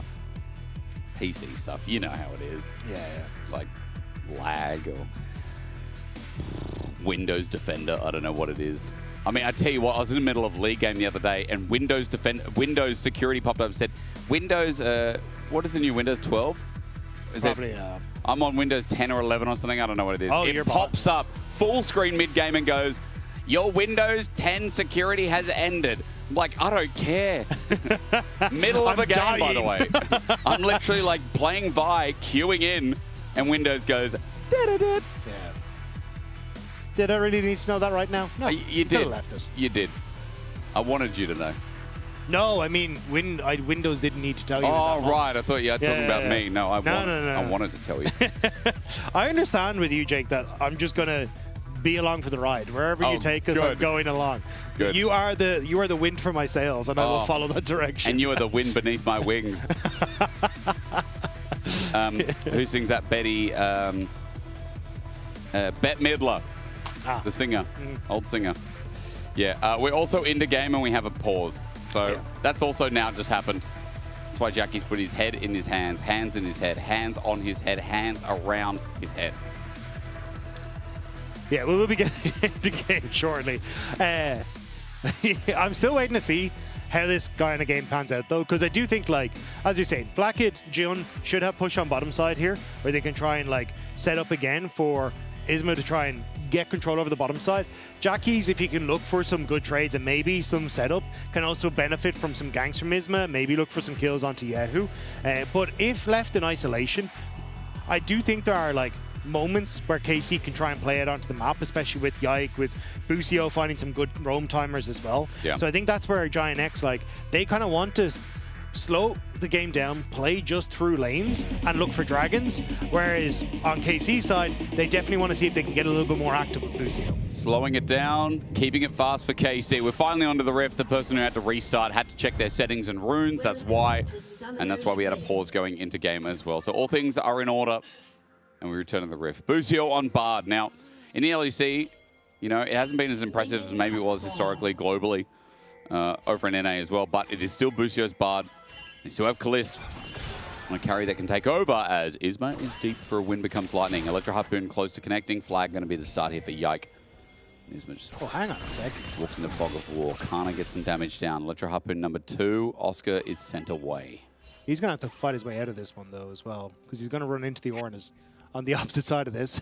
Yes, indeed. Electro Harpoon start. The standoff. Danger zone. Oh, he stands in it. Wait. One more Harpoon. He's trying to stay in danger zone, so he's still firing away. I don't think... only got one Harpoon, so... Boom. Okay. 10 gold. +3. Yeah, he already got a bit of money before, but we are making bank for Kana on his Rumble, as per usual. Now, this team, top of the league right now. KC are just the indomitable kings, aren't they? Like, how good they look all season, and after, you know, their EWC performance, after coming back from that, have still followed up. Yeah, they've looked absolutely spectacular. And it's been a joy to see, right? I think they have kind of improved on the early games. I think their ability to play behind has gotten better as well. Yep. But again, we haven't seen them for like 2 weeks, right? A very new patch. They're still playing like a very KC draft, so I expect them to be able to do well. But it will just be interesting to see now how they do perform against Giant. Well, let's see. Can they stay undefeated is going to be the biggest question as well. A few teams have been able to do it as we look at some of the training through the mid lane. I'll just leave this up for you curious people at home. Junglers moving towards bottom for their pathing as well. Only a few teams have been able to do it. Best of 2s. Yeah, it's whatever. I mean, look. Yeah, I mean, like, there's a couple of frauds in there, right? Because as you say, best of 2s, 8 draws in there for G2. The bottom one as well was G2, but it's 4 wins when we had the group A and B, so you're not really winning against everyone. I think the real one is that Fnatic, 18 wins and 0 losses. That was the old Huni and Reign over Fnatic. Yep. But yeah, I do think that this would be pretty exceptional for KC. And obviously you can add in some caveats there of, hey, well, they have lost some games in a series, but I still think going undefeated in a best of 3 scenario, still very impressive. Yeah, 9-0 would be crazy. And especially because they've already beaten like G2, MKOI, a lot of the top teams, right? So you're kind of now hoping that it's Giant X or one of these teams that are vying for those top spots that can stop it. Now, in this specific game, just note that Jun and Flack, it looks like they got level 3 first, and as we expected of the Ezreal Karma, got a little bit of pressure down. Busio was faking the recall, I think wanted to get some mana back, but tends to stay anyway. Small CS lead here for Flackett as the wave gets pushed in. And all things are looking good here in the 2v2 as Flack is going to use that time to get back and get some money. So Yike is now looking for the Scuttle Crab, but he's also pinging on an invade on towards the Raptor respawn. Isma didn't reset, is looking to just defend, but doesn't really have like push in mid or in top to try and hold on to this, plus reset down. So Yike may look to fight it anyway. See what mid health is doing right now. Jackie's with the disadvantage. Mid can come in, but it is going to be Jackies who moves in first. He pots up for the potential steal, but Smite goes down. Isma gets the majority. 2 taken, the small ones from Yike, but big one secured by Isma as he goes up to Krugs. It still means, though, that Isma has to try and clear at this top side, then look for a reset. So I'm curious what Yike is going to do. He might have a window to try and play with here. Could try and go for a top side into a potential play on top, but Oscarinin relatively healthy, so may look for a play elsewhere after his full clear. Level 6 is on the horizon. That's for Oscar, that's for Jackies. Buso comes in just to be annoying, as you'd expect. Arcane Shift forward, net gonna hit, but not the 90 caliber, or rather built over Peacemaker. Buso just walks it out, slowed down by Chun. And yeah, it is, look, it's an annoying lane, we all know. Yehu's got no mana, that's why Jackie's probably got pretty low. The chance of a Shockwave kill here goes down until Yehu maybe shows us his mana at that level 6. Buso's looking to roam. And we'll see, Jackie's just stepping up to this wave. He gets dissonance, stuns up, magical journey, flashes, but I don't know if that's enough. Auto's down with the electrocute, and the timing from Busio is spectacular. A poor timing from Jackie to look for the trade. Was hoping that he could try and go for the all-in with Yehu having low mana, as you said. But the roam from Busio, perfect timing there. It was always going to be a risky trade from Jackie's. Cost him dearly. First blood goes over to Busio. Swifty's picked up. Isma now walking towards the bot side, and it looks like this might be an early Dragon start with how bot is going. Yeah, especially with the push there, and you expect Jackies to be able to move back in towards that mid lane, pick up the level 6, and still have decent control. So Giant X already kind of started in that game plan we were talking about. Stack the Dragons, try and play for those late game team fights. Whereas KC, at least having some early roams that have benefited them. Would have been nice if the kill went to Yehu, but still getting the kill, much more important. This is trying to fish, see if he can get anything, but he will not. Dragon will go over, and Giant X get their game plan on the board nice and early. Yike, meanwhile, just farming away, trying to hit 6, and I think Isma will be close to that one, now going towards his Gromp anyway. Busio on a ward. They're not going to spot it out. There's a control ward in there. That one they will take. Yeah, you do have Scuttle Crab about to spawn on this bottom side, so I think KC trying to guarantee that push in mid so they can move over towards it. Looks like it will be taken just now. Isma only finishing off his Gromp, not even going to attempt that level 6 Scuttle Crab, so that will go towards Yike. And no flash on Jackie's in mid. He has to be careful. He's already got Tibbers out as well. Magical Journey, Flash, Cataclysm. There's not a moment to breathe. A cosmic binding from the gods. And Yike and Buso just walk through Jackie's. An attempt at still as Raptors getting low. Isma getting the last auto down. Almost stolen with a nice little Q. But Yike not successful on that, but he's done enough through mid. Nice job by KC to double down in the mid lane play. Jackie's burning that flash off the original Busio roam. And Busio once again sets up with the Magical Journey and that level 6 for Yike. Jackie's not hovering close enough to that top side, ends up falling. You're getting punished hard, and I was saying in pick ban, or at least in the lead up to this series, it does feel like Jackie's getting comfort like he did on the lock, getting camped by Isma was a way to help them win. But Jackie's this time in reverse is getting stomped into the ground. That flash half the way off cooldown. Keep noting of as well. Yike picking up the kill. Small gold lead for him in jungle as he looks for his topside clear, pathing towards the bottom side. Yeah, Jun trying to get some deep vision here on the bottom side with Krugs and, with Gromp. Why can't I think of the word? Rift. Raptors, Krugs. No, this one on the top side where Rift Herald is. Why is it Grubs? Grubs. Void Grubs up soon. It looks like Giant X aren't going to try and get into position for it. They're just going to look for the steals. Black is face checking. Busio is too. Cosmic Binding doesn't connect. Takes Magical Journey out. Now Yike is alone. Yehu tries to zone off with Shockwave in hand. Tibber's almost up for Jackie's. Isma came in to cause some disruption. Now Giant X's bottom lane is going to walk back towards bot. Busio trying to zone them off. Take the long way home.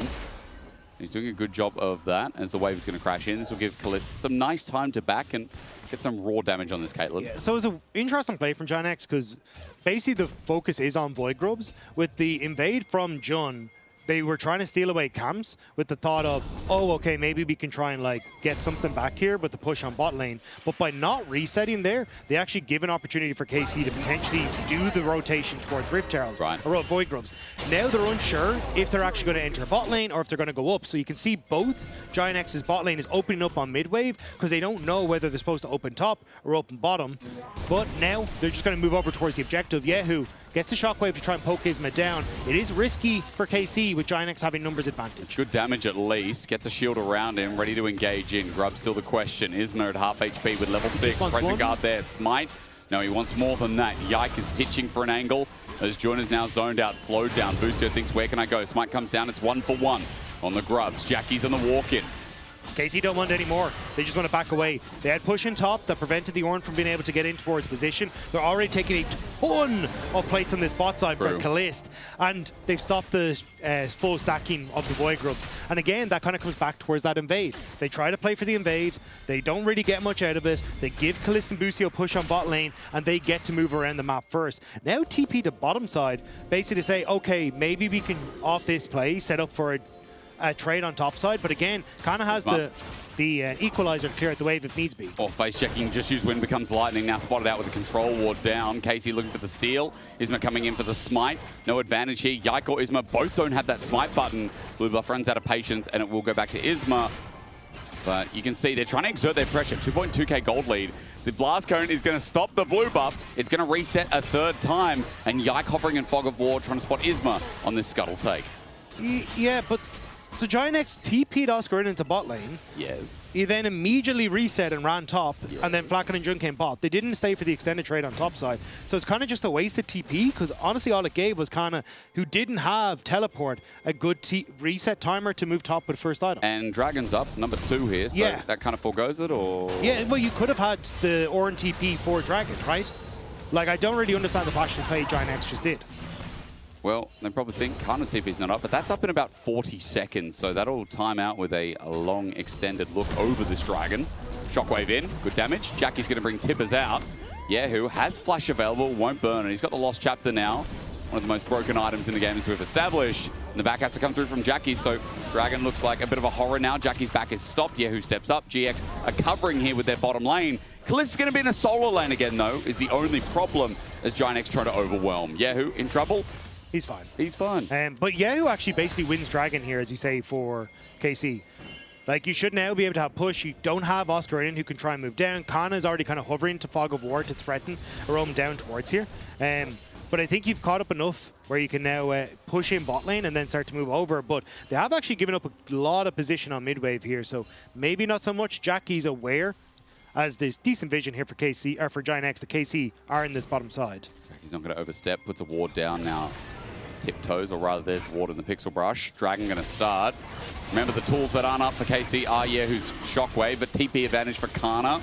Call the Forge God would have to be committed. There's that TP in the brush. Call the Forge God going to stop him though. Good little stop from Oscar Rinnan. Okay. Zoldy down means Kana can't trade the 4v4. An advantage here for GX. They can go all in onto Yike, flashes away. Flag and Dragon almost dies. Crescent Guard to take his life was almost the key word of the fight as Dragon does go down to GX. I think that stop from Oscar Rinnan meant a lot. Yeah, the fact that the Rumble couldn't get here, clutch, because I think that's what KC were relying on quite a bit. Yahoo should have to step away from Jun here. There's 3 people here. He flashes away from the wind becomes lightning. GiantX are going to move up towards topside, threaten that Kana can't step forward. And big passage of play, despite the gold lead. GiantX still in a great spot after that. There's a stun out as well. Electrocute good. Kalist doesn't really have the damage without his first item, and the anti-base damage is enough. Jackie's with no flash. Molten Shield will give him movement speed, but he won't press it, doesn't need it, or rather can't catch up. Kalist is going to have to back away. So GiantX going to be very happy with picking up that second Dragon, and I think KC, they kind of had the setup on the play, but didn't have their bot lane pushed in, and then had to move Orianna out of that mid lane because Flack had shifted over, so they didn't actually have to push on mid. So what had maybe been set up for that quick Dragon take fell apart off the back end of it. And now, with 2 Dragons to GiantX, they're in a much better spot for trying to fish for these big team fight plays, which is what their composition wants to play for. It means they'll be at 1.5 items when this next Dragon comes about as well. It might even have an Ornn to it with a TP advantage, although by that time, Kana will have his up as well. Yep. Yahoo should have his first item too, for what it's worth. And in this game, things are tense. It's a 3k gold lead, but Dagd already set up the draft for you. How they get these Dragons early would then lean into how GiantX can play their comp. They've done column A, now column B. Jun got a face check though, bit of trouble. Equalizer down, flash away from Jun, flag and drag, not taken. Only the standard Tempered Fate. Jun now against the wall as well. Here comes a Cosmic Binding. Oh, just the Q from Kalist. Easy kill, support down. KC still getting gold. It's a KC classic. Kana, I think, is one of the best top laners we have in the league at going for these plays when he's off the map. Just constantly hovering towards mid, seeing if he can fish 4 picks or catch people off guard as he kind of uses that little bit of a tempo advantage he has. And you can see there, he's still there to collect the bot lane wave, but has made a big impact. May need some help as he's very cautious. Jackie has stun now with Tibbers as well, gets it down, flush away from Kana. He bided his time, but Isma comes in at the right time, and Flash is now down for the top laner of KC. Yeah, Busio now here to try and help out and support. As more damage kind of coming across, but Kana should be able to clear this wave, reset, and be able to move back out onto the map. Yike here as well, as lots of members of Giant X shifting down towards this bottom lane. Indeed they are. Yike hovering here with the Sun to Sky now picked up as well. Preparation needs to come through for the Herald next, 55 seconds for that one. Kalissa's going to have a bit of prio on mid, as you'd expect. BF Sword and Hex Fire Optics. I mean, there's a very strong Caitlyn here on the Rift. Yeah, there was also a strong Orianna. Yehu was basically alone on that top side with Oscar in him, which is not ideal for the Ornn. So Blackfire Torch now complete on the reset, thanks to kind of the pressure that he had, plus the early chain lace boots as well. Like, this Orianna going to be able to survive quite a bit of that upfront burst damage, plus be a threat in these fights. Plus added extra scaling with that extra 4% AP. Yehu so far, clean game. You can see by the gold lead, I mean, we'd be saying that about the whole of KC. It is surprising how these carries have come out of the lanes with not huge CS advantages, and of course I am primarily talking about top, but just individual leads that have come off the back of these 3 kills. A lot of members of Giant X in the top half though. Even Jun moving up. Isma spotted. Right. Puts the auto down, the full commit, Wind becomes lightning after Foundation charge. Look towards mid though, trap Q, dead! Flacket gets shot down. Busio and Kalist this game playing clean League of Legends as 100% KP Bard now looks for a new target. His ulti is down, Dagda. Yeah, he used the Tempered Fate to get Flacket, so nicely done by Busio to set up that play. And KC, hard win off the back of it. Mid turret taken. Giant X cannot fight for this Herald either. And they get to keep Orianna farming in the lane. KC beautifully executed off the back of Busio. Jackie's going to try and make a counterplay with Isma. They're not backing. They want to use the Tibbers and find a pick, but the ball control is huge. Kana's walking up with TP in hand regardless. Oscar can also join. This would be a 5v5 if only Flacket could get there. Herald is reset again. KC not over-forcing with a respawn of Flacket. I think I respect it here, Dagda. They didn't have Tempered Fate and they couldn't hold the fight. You can see this is going to be their play. So Flacket, Arcane shifts over the wall, which gives Busio the trigger to go forward. Getting the stun against the tower, or getting the trap, stun against the tower, lets up for another trap, and then you get the kill afterwards. So nicely done by the duo from KC. Rift Herald stay standing though. Neither team fully convinced that they can take it. Yike now able to steal away the blue, should be able to move back into his own jungle and get his camps himself. It's Giant X. Do they just immediately furiously turn towards the Rift Herald, or go for the invade? Or do they go for Dragon? 5 seconds, the deeper they get here, the more control they get for their 3rd Dragon of the game. Busio finds Isma. Wind becomes lightning to start it off, and running into the pit is going to have to be KC's job. Kana wanted the reset for Seekers, has the teleport to come back in. I think he's just a moment away from us. You saw Tempered Fate miss, the ball control now out, looking for the Shockwave, call the full shot coming through. Yehu has to flash away before he can do anything. Shockwave still not there. Flacket just takes him down. Equalizer's great though, as Kana reciprocates the play. Flacket flashes away, but he's in the middle of everyone as Kalist gets away from Tibbers too. Giant X have 3 with blinking health bars as Yike and Kana look for another way in. A flash from a J4 is all you need as he runs into 3, blast goes out, flashes in the end as well. Kana now gets knocked up, Bellows Breath not enough, a re-flag and drag. Yike psychotic with a flame spitter behind him. We don't even need the hot pot. This is just the entree with a double from KC and 4 members all the way in the grave. But it is a sizzling opening for KC as Kana burns them alive in front of them. This fight looks so good from Giant X from the start. We just said it. Rumble at reset, waiting for the Seeker's arm guard and waiting for the TP in. This Tempered Fate has to either be used to immediately get a pick or block this Ornn ultimate. The fact it was used early and you get this great engage from Isma, I thought would be enough. Yehu flashes away, great shockwave, and sets up with a gorgeous equalize from Kana that prevents Isma or Oscarinin from really getting into these fights, isolating the 2 real threats on Giant X. And even then, Yike and Kana play this excellently. The flag and drag interrupts the knockup from Oscarinin. Then the blast cone repositions Yike. Kana just goes in again, has the overheat damage from that Q. He's getting so much. And the smite actually sets up for the tick damage from the Rumble. Exactly, sure, thank you. I love it. Yeah, who died before using a shockwave, and the fight still went that way. 6.6k gold lead. This is why they're the best in the league. I mean, the ability to play that 2v3, the ability to weave in and out of the fight, and the ability still to take the dragon, stop the stacking here. The praise we had for Giant X were those first 2 Drakes, but everything else has been KC favored, and this is just slow, controlled, sometimes fun League of Legends that Giant X have to put up with in this first game. So Giant X trying to look for the cross map. They have push on bot lane, but Kana not showing him the way just yet, knows that he's in a dangerous spot. But even then, Isma a little bit slow to get in towards these Raptors. So KC going to open up with the Rift Herald on top side, take this top turret nice and simply. Easy as that. Next charge will come through as well. Maybe Orn Pillar in front. I'm pretty sure it works that way. Busio now shifting to bot side to try and protect Kana as well here. Even getting a shot in from the Caitlyn as well. So it should mean that Kana is able to step up, use the equalizer in the last wave, and now be able to collect this wave, so should be fine. And KC getting this top damage as well is super nice. Yike went around the pillar. He just hovered down a little bit. Yeah. So plating still taken, 7.3k. Kana, the power of Rumble. He's already used stealing the all equalizer. the way. Yeah. He's also just taken the Krugs as well. He's got a lot of damage right now as Zhonya's is coming up soon. Jackie's taking some plating, but Dagda, 20 seconds till the Baron, 3 minutes till the next Drake. And this is looking very hard unless Giant X can get that dream Annie ulti comboed with the Ornn that we've been wanting. As Kana's going to face check, he's going to go golden. Guess who's here? Yike on the way. Overheating Crescent Guard. Can they kill Kana? He flashes away. Isma might have to hard commit, but now there's a shockwave in the Thunder Dome, bringing him back, sending him up, down, left, right, dead. Yeah, who will get the kill onto Isma? Kana is lulling. He's going to back TP in maybe as the chase begins for KC, or maybe just the look for this bottom lane turret. Yeah, I think they just go for the tower. Giant X way overplayed their hand there. KC had already made their play on the top half. They'd now reset and come back out. Giant X had to respect that they'd already used their turn, but they try to cheat the tempo and it comes back to bite them. Yike now stunned up. Mikhail's used by Busio. Slow down on Jackie's Cosmic Binding, not complete. Wave going to be pushed up. This is no Baroned up comp, by the way, so that wave should be easily reciprocated. Yike is going to use his time to take away the camps. And you look at this, look at the setup. Kana gets mid push. And then they to and fro from bot. They still camps through bot. And they're waiting for someone to overcheck. It's going to be Oscar at this rate. Gronk going to be started. Taken maybe.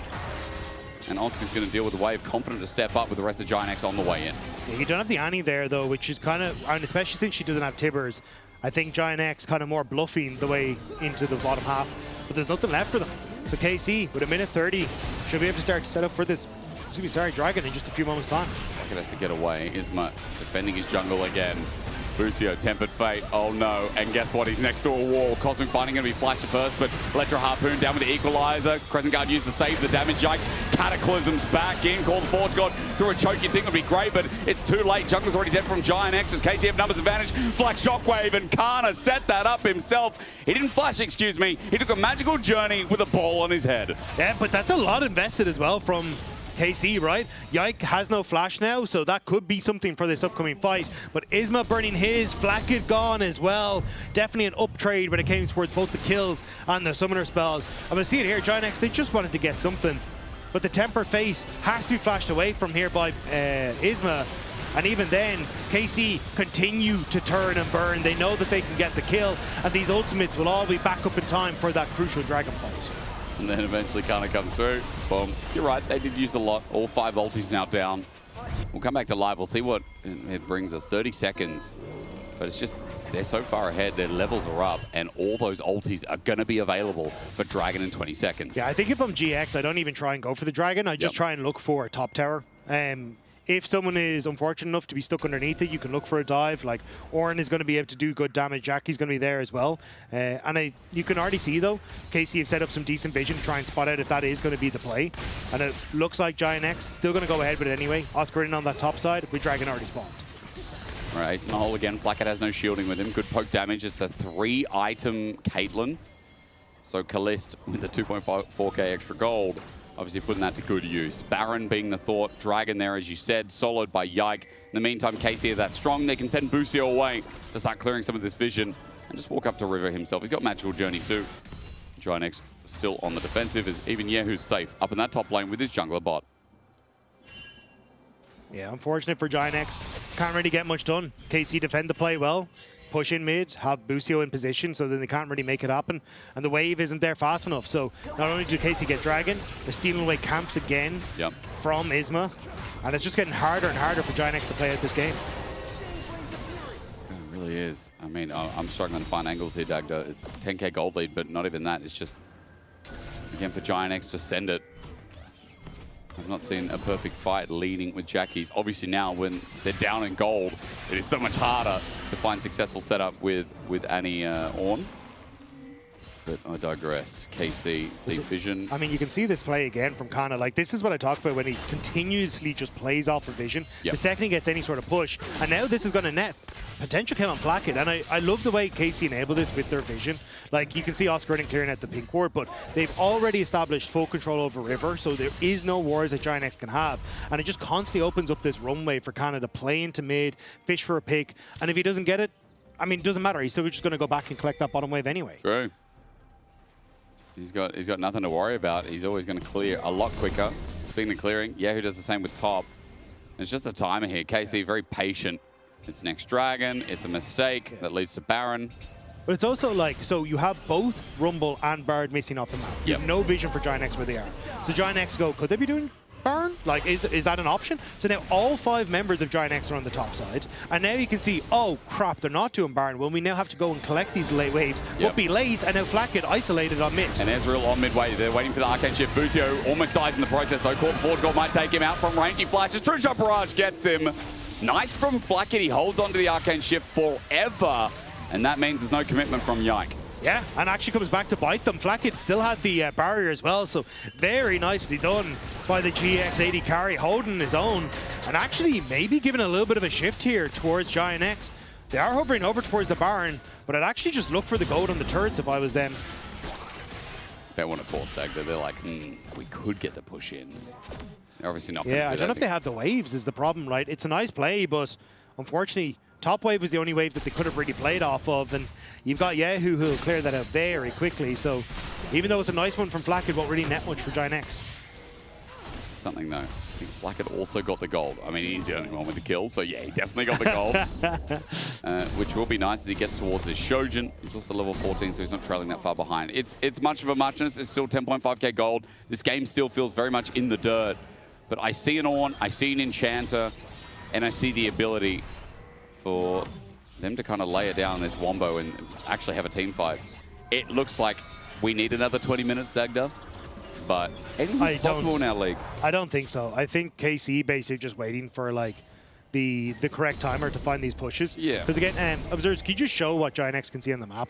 Because there's just not anything really that far past River. Oh. So you can see like they don't know where Bard, Jarvan, or Kana are right now. So you're like, okay, they just spotted Bard there, but it's like, we actually don't know what the game plan is here from KC. They could try and overload on mid. They could suddenly all appear on that top side. And that's why you constantly see this like, okay, Giant X overloading this top half of the map to try and cover for KC potential plays.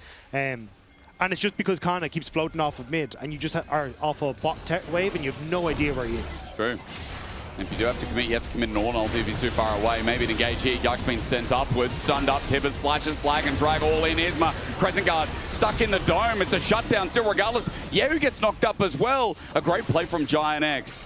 As I said in the LEC, it's never over, is it? That's 1,000 gold given over to Giant X. It's Giant X finding some quick picks. And as you say, like, yes, KC will get the mid lane turret, but that's still a lot of gold that's gone their way, and small errors from KC giving those opportunities when they don't really need to. Okay, so from 10.5 now up to 10 because the majority of the map is belonged to by KC, but Dragon in 35, Yike up in 15. He will have the Hextech Rift to get there faster. Hana's going to blind take this, probably just not scared of anyone right now. Sees Isma, gets information. Dragon in 25. Going to be the third for KC, is poking out onto Flackett, a must right now, as Giant X try to move in. Giant X is going to have to try and play off this mid wave. They don't really have the side lanes to try and enter. So Yehu just going to contest mid-wave against Flackhead with Kalist waiting in the back, but you can see again this vision coming back is Kana in a great spot here. Giants just haven't entered this bottom side river in a long time. Tepid Fate equalizer down. John burst in an instant from the start of the fight. Isma has to run into Kana. He's got nowhere else, but he's overheating. His autos are deadly. Call the Force God didn't work. Didn't see that one. Think he stepped on a trap, and now Oscarin is going to break his back. Kalist will take the kill, and this is what we were waiting to see for the past 5 minutes. Yeah, KC playing the map state incredibly well, just not giving Giant X that opportunity to really know where they are. And they come back to punish with Kana going golden, going to pick up the dragon. Great stuff from KC. Hulk thumbs up, show the appreciation it's on his hourglass. Third dragon. And replay because, yeah, they started off Kana's flank. Yeah, but again, it comes back to Giant X. Haven't been able to get into the bottom side because they've been so focused on that Baron area. So now the vision isn't able to be set up. There's that stun you were talking about that denied the Orin ultimate. So Kana forces out one half of Giant X. KC can just brute force their way through the other half of the fight. It's very, very well played by KC, and it's push inside, deny vision, and look for those flank opportunities for Kana that they do oh so well. Here we go again, the dance for Giant X. Teleport going to be churned out by Yehu to walk towards mid. Bishop Raj does a little bit of tagging, but there's going to be a hard fight for Giant X. 7k already. Hey, Giant X, though, if they step into the Baron pit, might have Yehu look for the follow-up on the stun, but Busio caught out. And equalizer down as well. Shockwave brings Isma back in, he's pressing up, won't save him, has to engage. Searing charge, not too bad though. GA for Yikes, but KC have already won the fight. Stepping over a trap again, Oscar brings out the ulti, but it's too late, he's dead before he can get the train home. A triple, let's go. Let's get another one down. Let's establish who the best in the league are. A penta for the French 80 carry is the perfect way to seal the deal. 2-in-1 weekend. Kalist fires down Giant X, and KC, just like that, will end game number 1. Fourth in his career. Let's just topple it in the weekend. KC, they're going to end it right here. It felt like it dragged on a bit, but it was still 30 minutes of KC domination. First in the league, best in the league. All this comes to mind as they slap away Giant X with ease. Yeah, massive gold leads across the board. A 4,000 gold lead for Khan at the end of that. The Rumble looking spectacular in some of these fights, but it's Kalist with the pentakill who's going to take the glory in this one. Deserves it. So did KC. How easy that was. I mean, honestly, that's how you know that the best team in the league, the gap is quite large. Medic. I don't know why Medic was pronounced that way. Can we have our plushies back, please? Yeah, we threw those Come at on. you. Just because we No, threw no, them you at got 'em. you Come on. angrily doesn't mean you're allowed to keep them. Thank you. Oh, That that's hit the one. gym. Okay. That's expensive equipment. You guys Okay. did actually much better they than got them Finn. on Finn here. Yeah, didn't, I'm quite for impressed, context, overall. these plushies did not make it up They to had the an easier Capitals. angle, though. That's They a had much harder downwards throw. trajectory to That's a follow. much harder throw going up there. So, KC pretty dominant in this game. Yeah, Yeah. Where to start? There's a lot to talk about. None of it is positive for GX. Sorry, GX fans. Let's start with maybe just like a pentakill or something like that. I don't know. Where do you want to start? You're in charge. I mean, My we can bad. start with draft if you want, or we can start with the pentakill, or we can start with Busio's early Okay, game. let's start with draft. Let's Because- start with draft. Let's start with draft. Okay. We'll start with Bring draft, up the guys. draft, because GX, Do it. what is going on with your draft philosophy, okay? We see here KC drafting Jarvan, Orianna, Rumble, super good. They want the Estral early, they pick Ornn into Rumble, so they split up the bot side.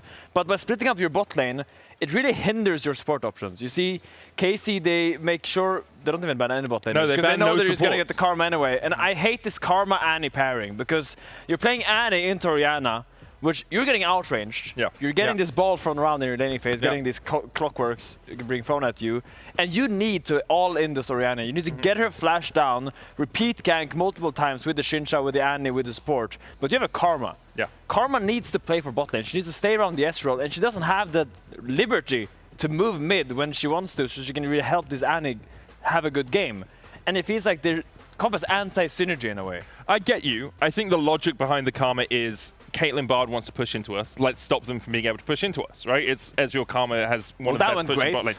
It didn't work. I'm just saying I think that's what the logic was. I entirely agree that I think the Karma isn't great in the 3v3 skirmish, and it didn't work, partly because Busio was so all over the map in the early game. Busio was the GOAT in the early game. There's no doubt there. But I will say on this GX composition, I am also a hater of this particular draft. It is hard for GX. I'll give them some sympathy there to set your team up for success where your lanes are just expected to be weaker across the board. But it does feel like, you know, you got 4 or 5 kids here for Kyoto, and each of them wanted something different for dinner, and rather than just making one thing and saying, suck it up and eat it, you're just like, no, you can each have a little bit. We'll get your 2v2 lane, and we'll have this tank top laner without really great scaling. And, like, sure, mid lane Annie, why the hell not? Like, it just doesn't feel like the comp has a core identity at all.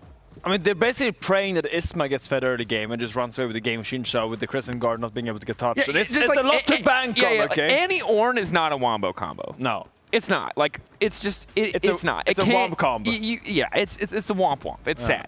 It doesn't work. That said, you said Busio before, Medic. I think you're right. Yeah, I love Busio. It was a classic Busio Bard game. Roaming, doing things. Not a lot of damage, though. Oh, yeah, what a shame. Yeah, that's true. He almost did as much as Oscar I Winning, actually take it back. so. Never mind. No, Way I mean, better support Busio, they secured the bot lane prior to 2v2, which is not easy. We've seen this match multiple times now. Usually Ezreal or Karma is favored in the 2v2 to get a push, but they did a good job setting themselves up in the 2v2 to then transition it into mid, and damn, they just really wanted to kill Jankis over and over again. After that first gank, they just kept sending everything mid, making sure that the already miserable Annie matchup into Orianna became even more miserable. Yeah, I mean, really impressive stuff, and I think that this is something, I talked to Upset about this yesterday too after their games, and it's like, the Karma Ezreal is just really hard.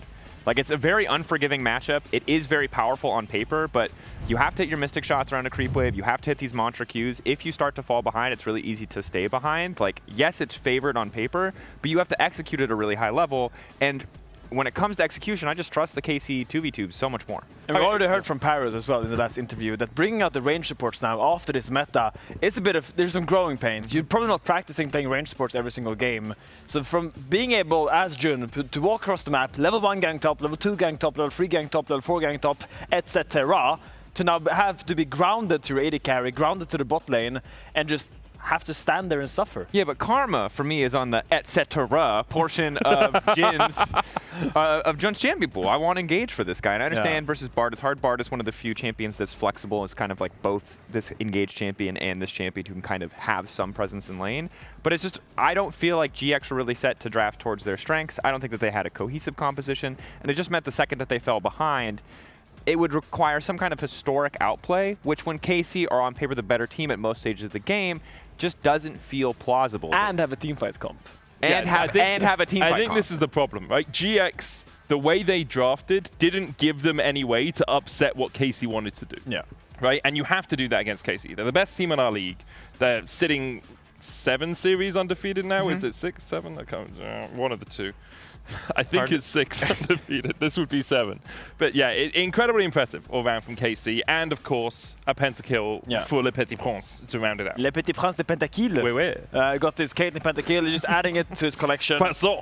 Omelette du fromage. I mean, he made it look very easy. We saw the Super Pentakill yesterday where he's like going into the Matrix, dodging everything. Here he kind of just right-clicked everything that was in front of him. Just really good performance. This is kind of the result of the early game, getting so fed on the Caitlyn lane. And it shows the confidence of Caitlyn to draft this Carmen Corp to draft this Caitlyn and really have faith that he's the kind of player that will deliver. Like a French Bradley Cooper. He's just landing all those shots, man. 4th pentakill. It's pretty impressive stuff. Like, it's obviously the product of the entire team doing well. It's a good game from him. I don't think this is going down in his like most memorable pentakill moments. This is the we were 10k ahead up against Giant X. I'm gonna get a pentakill because they have to fight us at some point, right? Yeah. But here's our cope. If GX draft better, I think we'll see a closer game. That is tier 1 cope. If you could get like the, you know how you have different levels of caviar? That's the beluga of cope right there. Because we know they're probably still going to lose. Like Giant X are a much worse team generally, but we'll see if they can bounce back in game 2 after the break. We'll see you then. Never mind. Okay, chain of flash now. Slow. We can go right. Oh, help me. Chain of flash. Yeah, nice. Nice, good up. Hold in. Kejar. Don't share no flash. Punch it. No flash. Better on me. Look flash. Okay, I need no flash. Need no flash. Come on. Okay, Penta. Oh, wait. Really? Penta. Penta. Oh.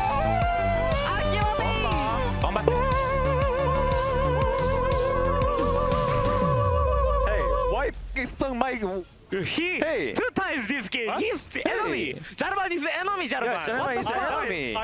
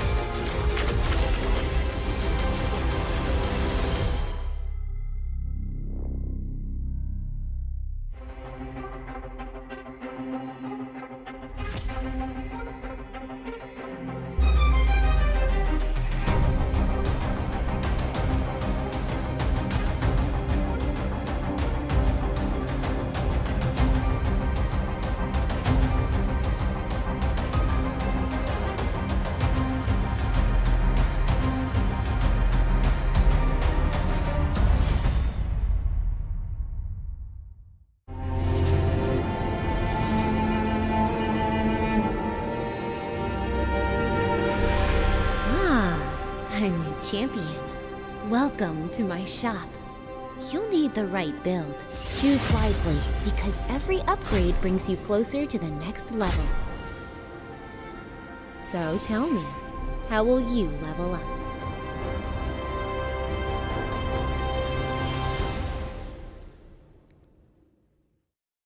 Want to find your fastest server every time? Express like a pro and optimize your connection in one tap. Express and game without ISP throttling. Express and shield yourself from DDoS attacks. Express and choose the VPN trusted by gamers everywhere. Express VPN. Experience gaming the Express way. Fast, stable, competitive.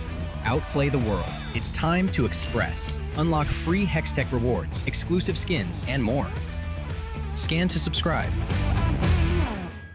The whole room was howling. Howling? Oh. That's not howling, buddy. That's...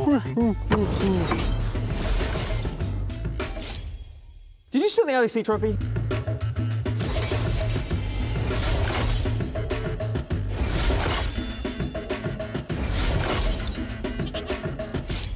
Okay, you can call this.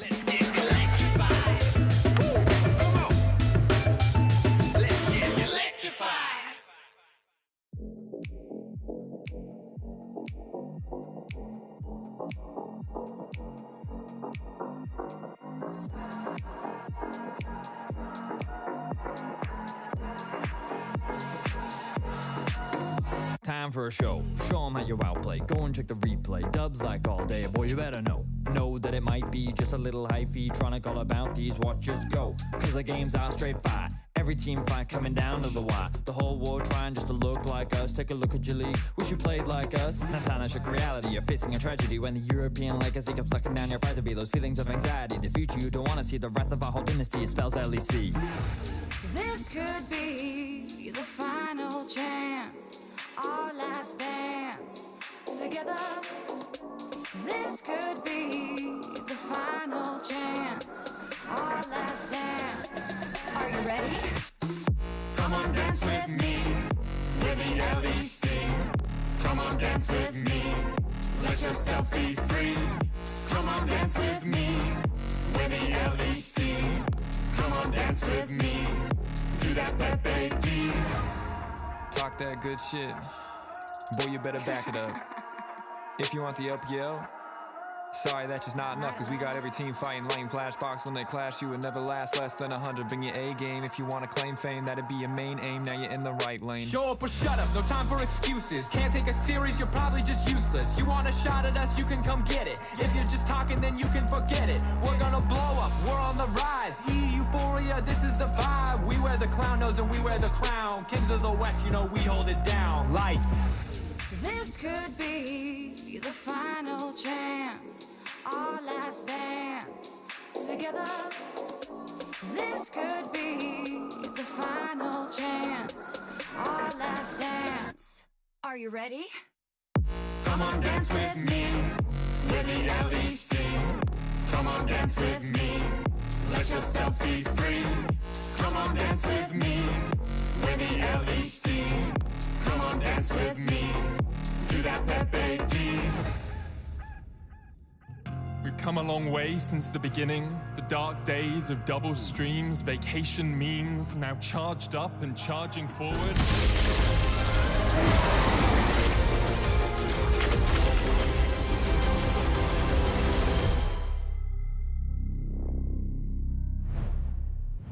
Game 1 could kind of have been an email from KC, as Giant X didn't really get to hit reply all before their computer froze. I had nowhere to go with that analogy. Yeah, I was impressed that you just kind of kept going with it, though. Yeah, but, you know, it's kind of the way Giant X kind of played Game 1.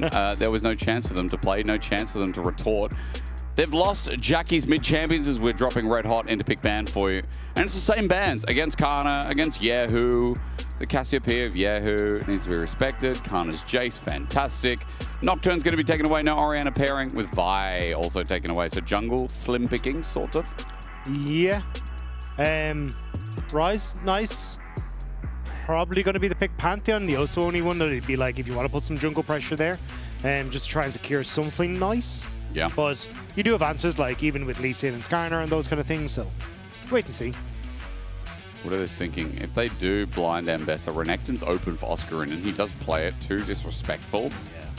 But Syndra and... Oh, okay, they're going to go Victor. Syndra, as I was going to say, an option here, which we saw high priority in some of our other series, but yeah, the Victor kind of fitting into that same slot. Fish Amelia, quick slam from Giant X. There's no Caitlyn Bard. Ashe Kalista, Seraphine. Renata, or Ashe Seraphine, you're right, is another good option for KC. Yeah, the only thing is then you're kind of like immediately showing Victor mid, Ashe Seraphine, you don't have a jungler, so you kind of have an answer, where on Giant X's side, where you can just match into the Victor if you want to, but it does then also mean that you're potentially going to end up with a lot of your jungles banned away on KC's side, so could end up just prioritizing the jungle instead, but no, it's not going to be the Ashe Seraphine, it's going to be Zyra Khan instead. Really? Okay. So a more defensive angle. There was no Vi, but I guess. Yeah. It's also, I think, a significantly worse matchup, because like Lucian, Xayah relatively short range, so Lucian constantly able to find those dashes in. Yep. Also the Melio, a lot of the time able to interrupt the Rakan, and also has that ultimate to try and deny that charm effect, which is great for the Lucian. So yeah, I would have preferred the Ashe Seraphine, but we'll have to see. Like, unless there's a lot of dive from Giant X, I don't think you're really going to get much value here from the Xayah. Well, I think so far the value of the Syndra goes up as well, so add a bit of range into Xayah. That's nice.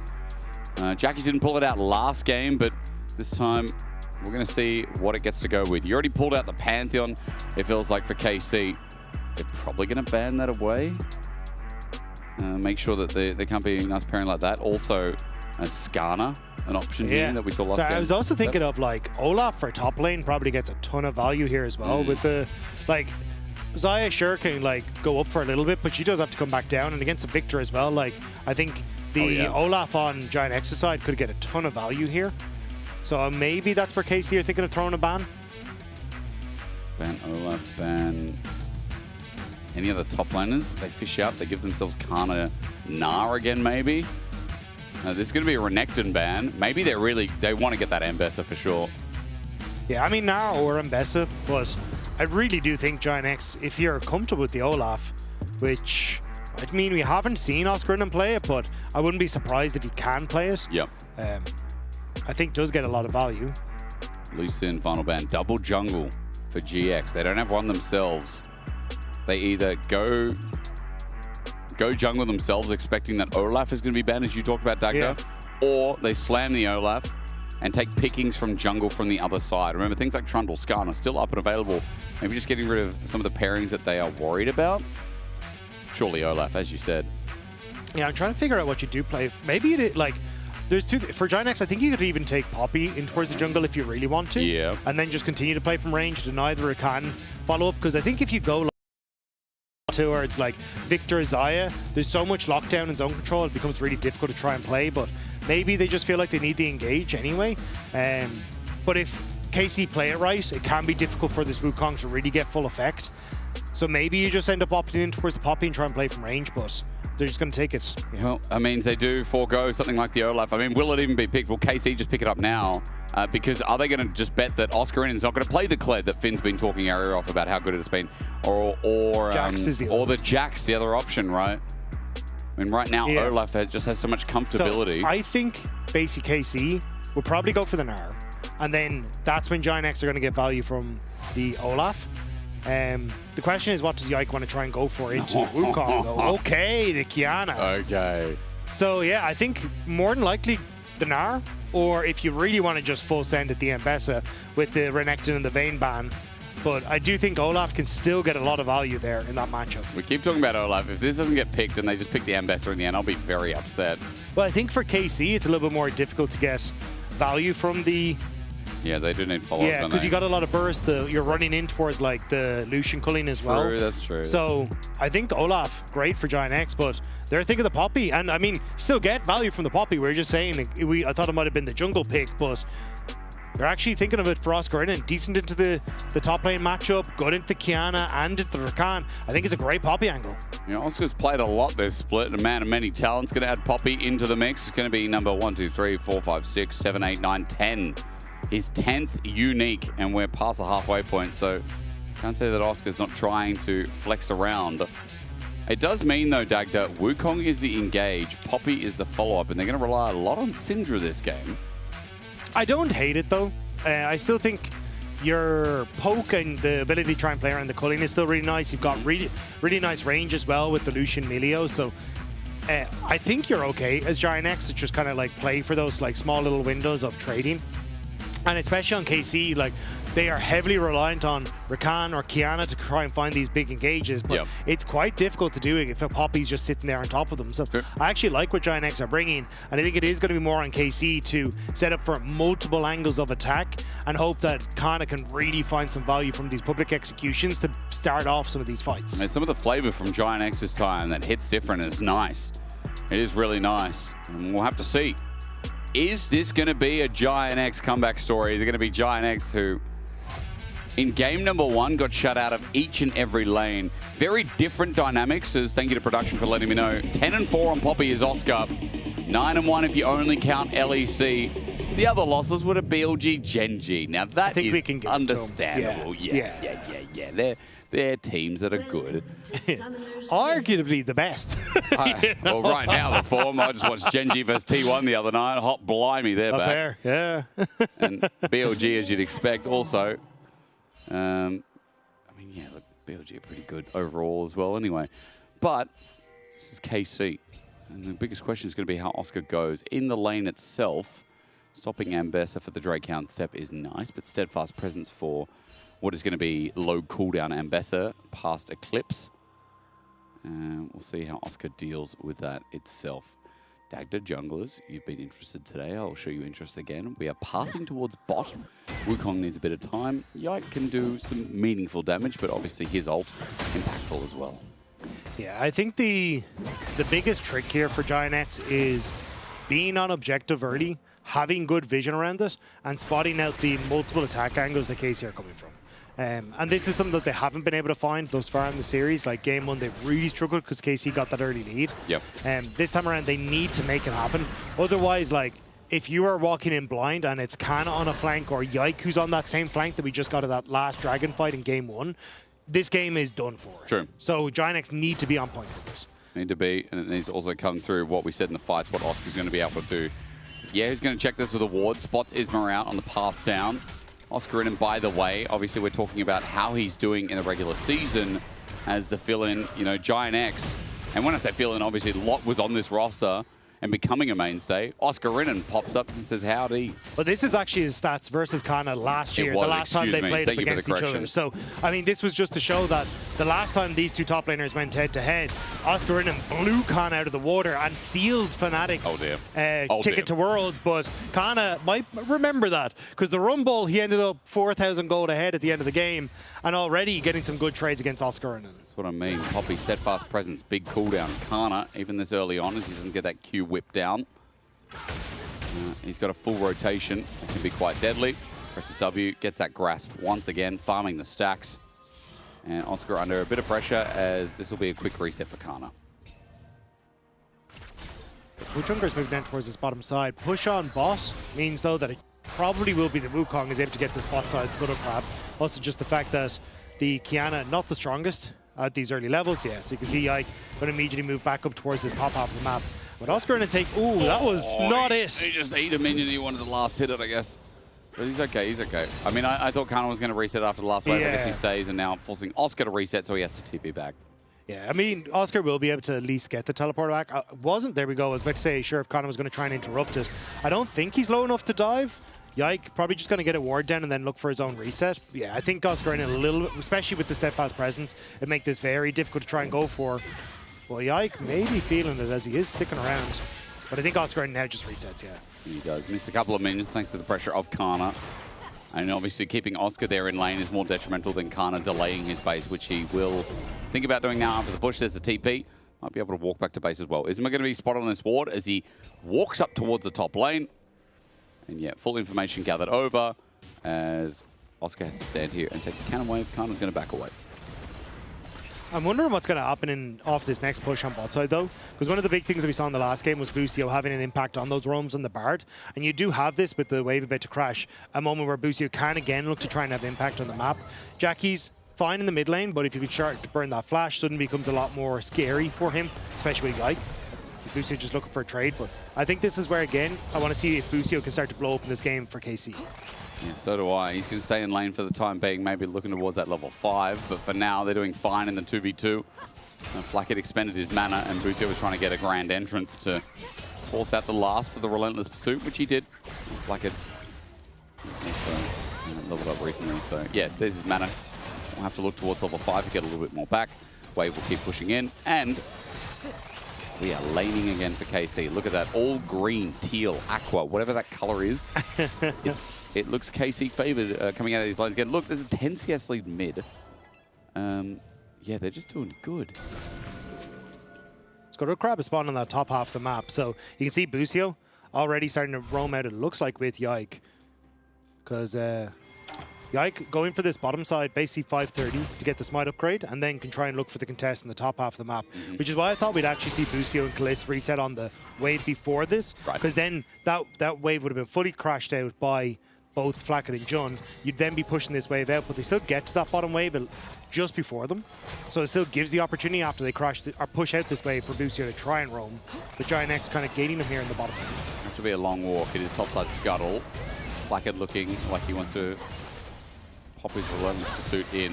Busio, no Gleaming Quill, gets a knockup regardless though. Kalist gets the feathers out, but again, it's just mitigating a trade for now. That Dragon being thought about, pings are going down. Maybe it's Isma who's going to start this off, especially when Poby gets some defending vision down. Control ward in the back of the pit. And Isma is going to take that and maybe threaten a start. Level 6 is going to be hit by Yike off this, so this is going to be a little dicey. You can see Busio, yeah, basically spotting out that Dragon hasn't been taken. But it does give Kiana a lot of fighting power right now, and Yike wants to use it immediately. Supreme Display, yeah, you're right. Chaos Storm is down as well. It's Arcane in that as well. Jackie's flash. Supreme Display from Yike, threatened to get the Summoner. Flash for flash, but now with the reset from Jackie's, Yike wants to try and invade. If Isma can win out on the smite fight, though, there's a chance that he can hold on, but Yike doesn't want to give it to him. Isma's still level 5. I mean, the damage immense as well. That Ishtal next one is going to be the Earth one, which does extra damage.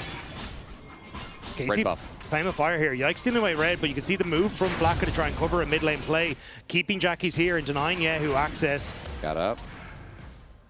Orbs down for the ulti. Red buff was secured. Yike looking for more. Starts up the Raptors on the retreat. Is playing crazy far forward here, though. You can see him now moving down towards this bottom side, knowing that he's pushed, but I wasn't sure if Yike wanted to just immediately move over there because he still has no flash, but we'll just get the collapse and he'll start to get the reset. He'll be able to push this out. No TP for either mid laners, but that's short off cooldown. Jackie's choosing not to reset now in the hopes of holding onto this wave. But remember that Yike did get the invade. He did get the red buff. Steal that away from Isma. Goes back to his camps. Look at what he has to clear here. Well, there's not as many logos on Isma's jungle on the bottom side of the map right now. So there's going to be a small advantage for Yike here on this Kiana early. Yeah, you've got the reset from Giant X, though, with Flacken and Jund moving top. Basically want to look for those Void Grubs in 30 seconds. But we got to see this in the last game as well, where KC kind of happy to just keep Kalist here and then see if they can move Busio up and maybe look for the counter. Kind of interrupted, but still going to be happy to trade it out. And I wouldn't be surprised with this position if KC just forego Void Grub contest and try and look for the play on bot. Yahoo! The Void is Isma. Monkey spotted. Laser down. He sees technology for the first time, wonders, what is that? Yahoo bit of damage down, realizes you cannot touch the laser. So, as you said, Grub's just going to be foregone, given up. Yike looks for the invade, and he has not just taken the red buff from Isma, he's now going to take the blue buff and threaten a bot dive. Yeah, Isma's going to give up a lot here. The downside of all of his camps being on the bottom side is that you basically have to make a trade on this. It also could mean that Oscar has to give up some pressure on this bottom side, because you see he's going to take a ton of damage trying to collect this wave. So I don't think he can stick around for the second one, knowing that Kiana's here.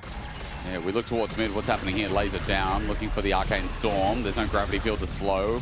Scatter Weak doesn't really hit with the orb, and Jackie's threatened out while there's a lot of pings on bot dagged up. There's a lot of people on bot. Flacket and Jun trying to run down towards this bottom side to protect the turret and protect the potential dive. They will be there in time, but Giant X gave up a lot for those Void Grubs.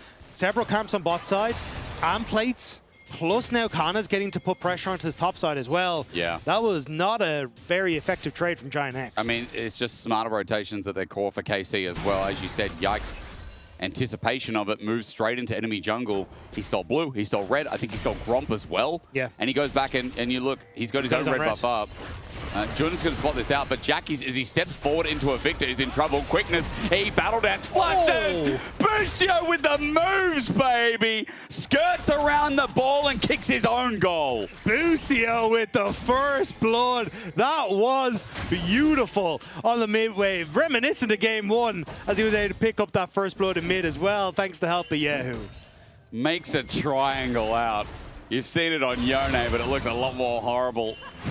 That one was on the Rakan, and that looks smooth. Now for the engage, gets the flash out. Busio has not just gotten mid-kill, he's also just taken a flash off of Flacket. Yeah, Flacket was trying to see if he could get that culling down, get a decent trade on the bottom side to set up for Dragon. Did cost him his flash, but yeah, shout out to Yahoo. Great job. But Busio making the flashy play over the Scatter of the Week. And Isma, not confident that he can do Dragon. Backs away, but you can see his camps are an absolute mess. Dead. Kana. Yeah, just dead. Okay, Oscar in and takes him down. I think Steadfast got the last of that. Solo kill for Oscar is bringing up memories of the past. Yeah, I was looking at the flash still available for Kana, but just gets caught by the Steadfast and it's lights out. So nicely done there by Oscar Inning, because Giant X desperately needed some wins with the state of their jungle. It's a big win actually as well. Kind of came out of nowhere. Left field, base damage of Poppy. Also the fact that there is a tunneler in the inventory of Oscar, of course. Yeah, kind of gets caught out. So, gold lead still for KC, but top now the only thing that Giant X are looking forward to that is red. Dragon coming up, first Dragon of the game. I should say, I thought it was second spawn dagger, but of course hasn't been taken yet. Meanwhile, yeah, Yike is just going to take away the Gromp. He's 2 levels behind. Leave this man alone. And now he's got upgraded smite as well. He'll have that for Drake, so steal is impossible. Means Yike has this one guaranteed in the bag. And I was saying second Dragon before, it's only first. It's been that delayed as Yike is 30 CS up. Yeah. And like the knock-on effect of this is Wukong cannot stay bot. He needs to protect his topside camps. So now there is nobody on that bottom tower. So you're getting free plates. Giant X are sending a Hail Mary play of everyone moving into the top side to try and get Kana. But already you're getting the reset with multiple members from KC here to try and defend. 4 members of Giant X. Yeah, they really wanted. Busio going to face check, sees Jun first. Ward down. Yeah, who's on the way too, though? And actually, look at the Syndra. I think Yike might catch Syndra. I mean, maybe Yike is strong, remember, as well. The quickness under Tara going to find a little bit of a charm as well. The ulti popped out from Jun. Kana already jumps on in. They're committing in many different angles, though. The culling's already sent out. Now Giant X are in a choke. Jackie's has to defend. Yike! But a supreme display of Yike-ness will just stop Giant X. So many flashes to burn. KC on the approach. Kana sacrificing his life. He takes the last of those set ultis as Jun is running away from Kaliz. But a flash, the damage, enough. The blast cone. Jackie's will survive, but Yike doesn't end there. He picks up the grass, ready to throw it again. And yes, it was a 1-for-1 with Kana dying. But hot damn, all the summoners are now down across Summoner's Rift. Kana was hoping to bait the end of that there, but it actually comes back to bite. But KC, all they wanted to do was get Kana in towards this wave. The sidestep on the public execution, though, means that Kana can't really do very much. Yahoo gets good damage off the back, and Kana gets towards the wave. But I thought with Yike here, that might have just been enough. But people walking away from the wall on Giant X means that that's not really the setup that you want. And here you see Kana flashing in. The steadfast presence is there to deny the follow-up. It will still be one in the end as Jackie's barely flashing over the hero, or the grand entrance. to get to the blast cone. Everything the kitchen sink used, and it was a defensive play. It was a 1-for-1, but it does get Giant X away from that top turret in the end. The only flash left up and available from it is Kaliss, as Busio's on the escape. An invade potential here for Isma, but Yike is level 11. He just turned over the leaf. He's got Voltaic Cyclosword, and even though Isma has Trinity Force, he's level 8.5, Dagda. 3 levels down. He is so desperate for any bowl of gruel that he can get his hands on. Like, this man is a struggle. And that's why you kind of have to back away. It's actually, Blackett, nice job there. Not bad, yeah. But yeah, Isma is just completely out of the game. Like, you can see he wanted to try and find a quick invade, but as soon as Yike shows up, you just can't really play off of that moment anymore. And this is now a major issue for Giant X. And again, it kind of comes back to the trade we had for Void Grubs and some of the invades that Yike had gone for. Just Yike really executing well on the Kiana and punishing Isma for investing too much into those objectives. Yehu now zoning, or laning rather, into Oscar Rin, and Giant X giving him some coverage.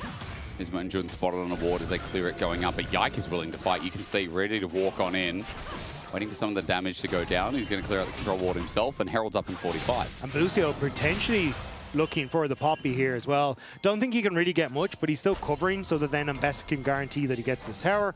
So reset now, you just got this tower, Ambessa going to be very strong, and there's not really a counterpunch. Well, there is a counterpunch, sorry, I should say, for Giant X after the moment, as Yehu did back away, as Yike had to move down to try and pick up his bottom red buff. Well, this turret, it'll be one apiece in turrets, and a bit of gold back for Giant X when this game is still falling by the wayside. Exhaust going to be put down though. Kaliss taking this by himself, runs in, gets that ulti out of Jun, as Flackett has to flash away, but in comes Busio again, uses the max range of the battle dance, and Flackett, okay, auto, come on, Yike, he ultis for it.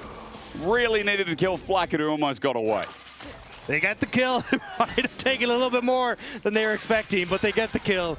And it should net them that Rip Turtle as well. Yike, for good measure, is just like, I'll steal away your next camp, Isma. Don't worry. We want to make sure that you kind of stay very far behind. Busio's going to stop this back. He's pretending like he doesn't know. Gleaming Quill. I think I heard Busio laugh on stage as Scout of the Week, Kaliss, holds onto his flash. He's annoying. Yeah, I was double checking to see it wasn't the analyst desk, but it was definitely one of the players. He's one of the players laughing. Yeah. As Kaliss took this upon himself at first. I mean, he has Yike right there, yeah, so there's no way that GX can really fight this. And Busio again, nicely done on the Rakan, following up. And then it's the fact that Kaliss, maybe it was just as he went into the bush, lost sight of Flackett, so couldn't get the auto attack down. But either way, they still managed to get the kill. They don't have to over-invest too much because there's no follow-up from Giant X. And kind of now, top turret taken. Giant X responding by trying to put pressure on towards the mid lane. Might be, yeah, they do get it. Yak just got Bastion Breaker second. So, he is going to be slamming after he finds himself a kill. As Giant X group up, 4 members around mid. It's around this dragon that they really want as well. Second would be for KC, who hold 3,000 over their heads. Second item, not really there for anyone but Yike right now. Yeah, they don't know where Yehu is. Now we'll spot him out. Actually, might need the TP from Kana to try and help out the mid laner, KC here. He's very deep. He's going to get the wave first. He knows he's in trouble. He's going to TP away. What can Lucian do? Need a mega fire kick, but Jun's not there in time. So, teleport away. They will summon the Herald in the meantime. I think that is going to go mid. Excuse me. Yes, it is. So, KC are going to threaten the inner off this dragon play. And at the very least, open up outer. Yeah, I don't know if Giant X can really do anything about this. Like, I think Yehu overstepping there. Was there like one moment where they might have been able to come back into the game, but the fact he managed to teleport away, Giant X can't contest Dragon. They lose the mid tower. They're not in a position to try and go for a counterplay. And yeah, it's just kind of a sad time. Blackett trying to get some damage onto Kaliss. Quarter of his HP is nice, but it's not really going to amount to much. Not. All right. With Dragon down, there's a bit of a time to chill maybe for Giant X to capture something in this game. I mean, I'm struggling here, Dagda. It's once again kind of the same, but... They're going to steal away his red buff. Isma, not that one, no! Oh, he does damage. You use Cyclone for that. KC just back off. Yike didn't commit anything. Holds on to ulti. Raptor is going to be a smite away. Flackett gets stunned up by the Ice Cube. And KC disengage. Yeah, I think Yike was hoping to hold on to that smite, but without that, Isma at least will get a red buff. Just cost him his ultimate, but he finally hits level 11. Yeah. I don't know if there is a timer that KC can play off, knowing that Wukong doesn't have ult. The waves aren't really in position. And Yike kind of is back to on a timer for farming. So I think it's just kind of a little bit of an annoyance for Isma more than anything. Yeah, annoyance. Good word for this game, isn't it? Yeah, because I think the words I want to use aren't safe for air. So. God. Like if I'm Isma this game, I am pulling out my hair. I am not a happy man at all. You haven't been able to actually set up and engage, and now going in his own jungle, getting face checked. Good scout of the week dodge from Yahoo, puts down the Arcane Storm. Gravity Field is a threat as well. Blackett running in. He's got a Cozy Campfire, but he's still rooted up. The all-in. Yike ulties him to death. And guess who got caught in it as well? Jun's got a turret by his side. That keeps him alive, but Yike is one-shotting. It's Bastion Breaker, meaning a takedown, and anyone who's nearby are going to take bloody true damage. Or excuse me, the turret at least will. Yeah, I think that was Giant X trying desperately to help Isma to get his blue buff in any way, but we kind of talked about it. The timing window where Isma's ult was down was KC trying to see if they could find a little bit of a punish, but the fact that Giant X left their turrets gave that time to KC to make it happen. Yeah, this is going from bad to worse, my friend. You know, seeing this Bastion Breaker, I had to do a bit of studying up. It was good disengage from Oscar Rinnan. I mean, you had time to do it in this game. I did. I really did. You know, that extra ability damage, the bonus true damage that you get based on your lethality and like doing it to a champion, it's a 20-second cooldown, and it's just nice for burst. I mean, for Kiana, fantastic item. Also, once killing someone, then utilizing that damage that you get, the massive bonus that you can use against a turret or a monster. The funny thing is, I don't think like Yike needed the extra damage. He probably didn't need it. I really don't think so. I think they're doing great right now. This is the kind of game you could have gone Hubris first, and it would have just been sensational. But obviously, program only Jachi and IG has the honus to do that. Yeah. Rolling good stop. Doesn't do much damage yet, but it will maybe.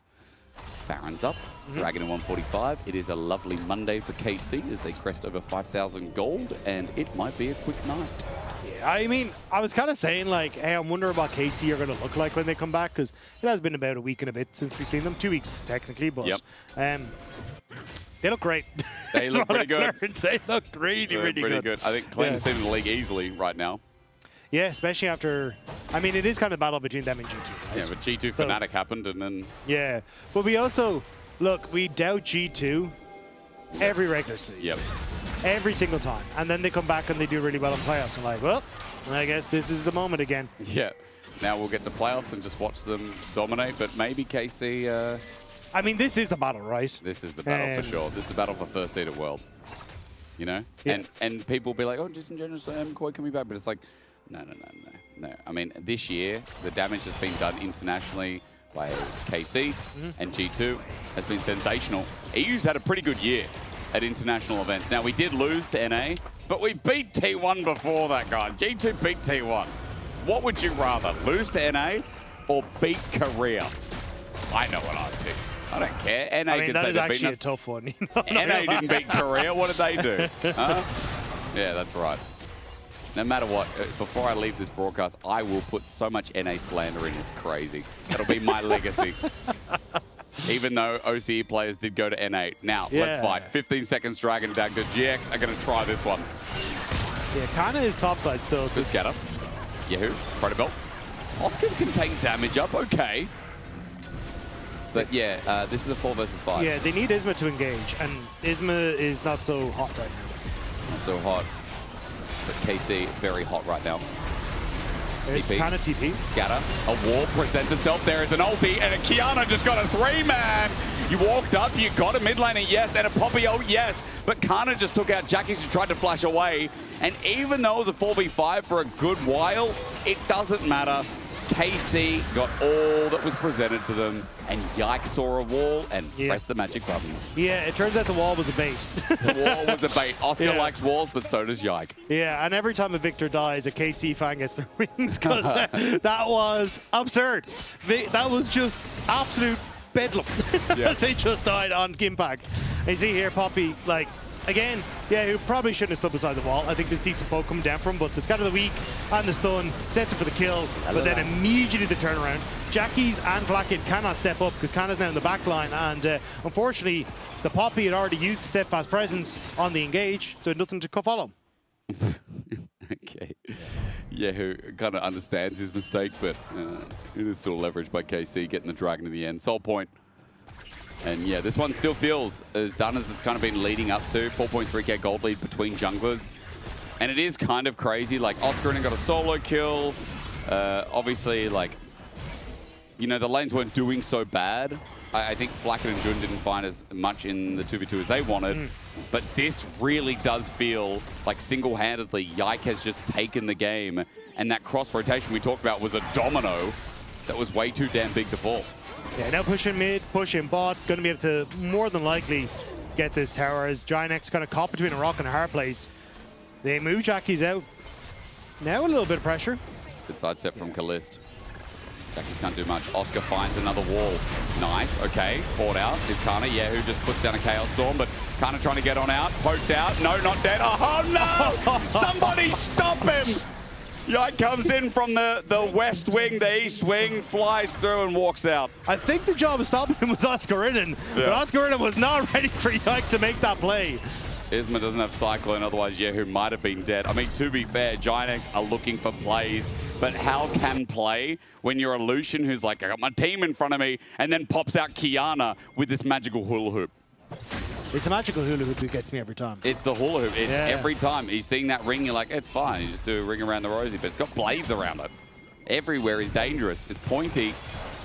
Is Kalist going to die? 80 carries on mid-wave. Maybe. There's no follow. Where's Isma still has no engage. This comp doesn't work without the monkey. Look left and right. Where Kiana? Oh, yikes there. Okay. We need eyes on Kiana the whole game. Last Whisper also on top, so I'm just going to keep quoting the items because they're important here. The turret's going to go down as well. We're moving to 10k again. There it is. Just on time. Yeah, this game is so over. It's not even funny. It's such a gap, and this just kind of shows you middle of the league. We were asking Giantx, are they contesting for top 3, maybe top 4 with the loss of vitality? And then it's like KC rock up, and you're like, you're not even in the conversation for top 2 right now. As Giantx, their defense, it's going to sit here. 4k gold lead off the Baron power play. 25 seconds left of it. Midway being pushed by Yehu. Scatter the week after a proto belt, and Yehu just uses his own. Easy as that. Hi, Oscar. Hi. Hi. Yeah. Oh, yeah. There's a wall. I love walls. That was a bad ult from Yike. That was a bad ult from... Yeah. He brought out the sneaky smile Teemo, but that was a bad ult. Yeah. It's... The problem is there's nothing for Giantx to do about it. Yeah. There's no objective up. There is no waves in their favor. Isma is desperately trying to farm his own jungle before Yike comes up and tries to steal it all the way again. I don't think there's any jungle left. Hang on, what's this? A camp? A grop? A camp? For me? For me? Okay, take it. It's yours. Now, will we get an 8k gold lead in jungle? 5.6k already. Yike already holds like he already holds like the top 3 records or something in LEC, doesn't he? Yeah. I think one's with Kha'Zix. We talked about this a lot. He's going to pick up pretty much everything. Dragon's going to come next in 45. That'll be Soul. If he picks up a team fight, 7k is definitely there. If he picks up like a Penta, yeah. Penta with ulti for Yike. He's got Serelda's grudge. He has slow now. Flacket, you're dead. How does Flacket die to who? There it is. Okay, well, Yike has no ulti. He does damage. Flacket flashes away, and they're thinking Giantx like, we can pick the fight. Oscar, get a wall. I just charged Azaya. She has feathers. She's not doing damage to me, though, says Oscar. But Yike's like, I'm here. Half HP. Storm down. They forgot that Yehu also does damage. TP back in from Kana as well. Dragon in a couple seconds. Scatter. I wouldn't do that. Oh, my God. Oh, dear Lord. There he is. Look at him. Double. Dagda. Triple. Dagda. Quadra. No, Kalist. No, you took the Penta! Oh, Yike deserved it, but 7.4k, I told you! And I said it would have to be a lot of kills! And he got a lot of kills! They're like, they got juiced in thinking, oh, we got to pick at the jungle, and Yike was just sitting there waiting in the dark. I can't believe Kalist took the kill so that then only he could have a Penta today. Is this the largest gold lead between junglers? I don't think so. No, Yike probably has a bigger he had like lead. an 8k at some stage. I mean, this has got to be up there. 7.7 It might be close to 8 if Jun will die. Nexus exposed. Yikes damage, half HPs in Jackies. Will not get the chance to kill him. 8-0-2 on his Kiana. Yike was Isma's daddy that game. Masterclass from the KC jungler. Absolutely demolishing the jungle matchup. Great timing on invades. Great plays in the team fights, and an almost pentakill for him as well. Just give it to him. Just give it to Yike. I know Boosie had a fantastic day, so just give it to Yike, okay? Insane day. Easy for KC. They obviously had like a late dinner reservation because they had places to be. That series was only just an hour. Yike, go sit down. We need to talk about your gold lead. 7.6, 7.7. I mean, it's just ridiculous. Like, the difference was crazy. And sure, like, Giant X as a team kept looking for angles, but that was so one-sided that KC didn't even break a sweat, Desk. Oh, that's us. We're already... Okay. Busio is just handling one of our talkback buttons, which is you could have muted Finn for the entire segment if you'd held it down. Yeah, why is it here? Yeah, pretty valid, pretty valid, yeah. It might be Dracos's actually, so it might not work on us. Might not work. Congratulations, both of you, obviously, on the win. Thank you. I want to talk about Kalist stealing your pentakill, Yike. How did that make you feel? Yeah, I don't know. We gave him a pentakill last game, so I was like, oh wait, I can also get the penta. I was like screaming, like I got 3 kills. I was screaming, please, can I get a penta? And Kalist is like full quiet, and then he takes it, and he's like, sorry, I didn't hear it. Do you think it was pure malice, that the fact that he doesn't want you to get a pentakill? I mean, he said he wanted to not die to Wukong, and like he actually didn't hear it. I believe him, but if it happens again, I will not believe him. No, it's true. I was there. He was literally on HP, like Kalist was gonna die. Yeah, sure. Then it's fine. Yeah. But it sounds like a support defending his AD carry more than Yeah, anything else. that's Right right. Gaslighting going on right now. Check the tape. Check the tape. Okay. I'll rewatch. Why are you playing like this? Oh, they show guy? my windowed. Yeah. Are you playing in windowed mode? This is goated, no? Why do you play in windowed mode? Because when I was younger, I had a very big monitor, and it was so hard to see the whole game, basically. So I just made it smaller. So like basically, it's like a small monitor. Okay. And then I got used to it, and then I heard Faker plays like that, so I just copy Faker. Makes sense. Makes sense. If you could copy him getting some world championships. Well, yeah, I'll try. You guys 7-0 now. We had a discussion at the top of the day whether if KC go undefeated this split, is that equal to Fnatic's 18-0 undefeated split? Where would it lie in your guys' estimations? I mean, I wouldn't see this, like, it wouldn't be the same for me. Like, 18-0 is like very crazy, right? And that would be much cooler if we could have that. But 9-0, I think no one has done it yet in the... Yeah, it's never happened yet. So I think that would be a good accomplishment. And that's the goal for us now, right? We still have 2 teams left. We have Shifters and SK. And even though they might be like in the lower standings, we still need to like really try out against them and do our best. You would end up, if you go 2-0-2-0, it's 17-1. Oh, yeah. Which is like very close to 18-0. Oh, if they lose the G2. Yeah. Unlucky. I mean... It would be 18-1, actually. It would be 18-1. Yeah. Oh, you would have played true. one more game. So is that more impressive, Busio? 18-1 over 18-0? Yes. Nice. Yes. Because chasing perfection is the opposite of good. And if we're trying to go no losses, you know, we're going to not be really practicing. So remember that. Okay, so it's better practice for you guys to lose some games. Yes. All right. Yes, exactly. Okay, you are locked top 4. Congratulations. You'll be going to the Madrid Roadshow alongside G2, so you carried them along with you today. When we're obviously like the expectations now are what can you do in playoffs, right? And KC so often have fallen just that step short of being able to claim another title. Do you think things have changed compared to the last couple of splits for this split? I mean, I believe so, yeah. I feel like we improved so much since spring. Like first, like in winter as well, we improved from winter to spring. I feel like we did much better. Like the finals in G2, even if we lost, I feel like we had a good showing and we could have won that finals as well. And then after now playing MSI and EWC, like 2 international tournaments, and also going into a final there, I feel like we got so much experience and we learned so much as a team how we actually want to play the game. And yeah, going into this split now, I feel like we look much stronger than before. I'm really curious to hear your guys' thoughts, who you guys think will make it into that top 4, top 6 together with you guys, because I look at the teams right now in the standings and it's a big toss-up whoever's going to get those playoff spots. Who do you guys see going in there in the top 4, top 6 together with you guys? Any teams in particular?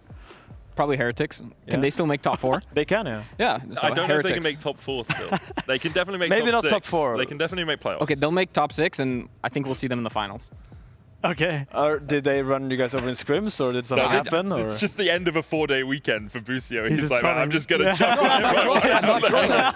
I think like they've been improving so much, and Oh, I know. It's nuked like Miffy. That's why. Okay. In Likewise. 2% of remaining scenarios, they make it through to top 4. 2%. So it is still technically any team in our league can still make top 4. Yeah, I think that's gonna happen. Okay. Mark my words, you'll see. Why do you think that's going to happen, Busio? Just the improvement they're showing is crazy, and yeah, I think their coaching staff is pretty good, and I can see them making it. Yeah. Okay. I mean, I would see probably Vitality as the third one. It's kind of high chance it's gonna be them, right? And then I think I would say it's Fnatic. Fnatic might get the fourth spot, and that would be very hype actually to see them like being back like around the top 4, because they've been kind of low recently. But the last game against G2 was looking very good, so it's nice to see them playing good again. They definitely seem to have leveled up a lot since the 0-3 start to the split. MKOI have done a similar thing, right? After going 0-3, they've begun to level up as well.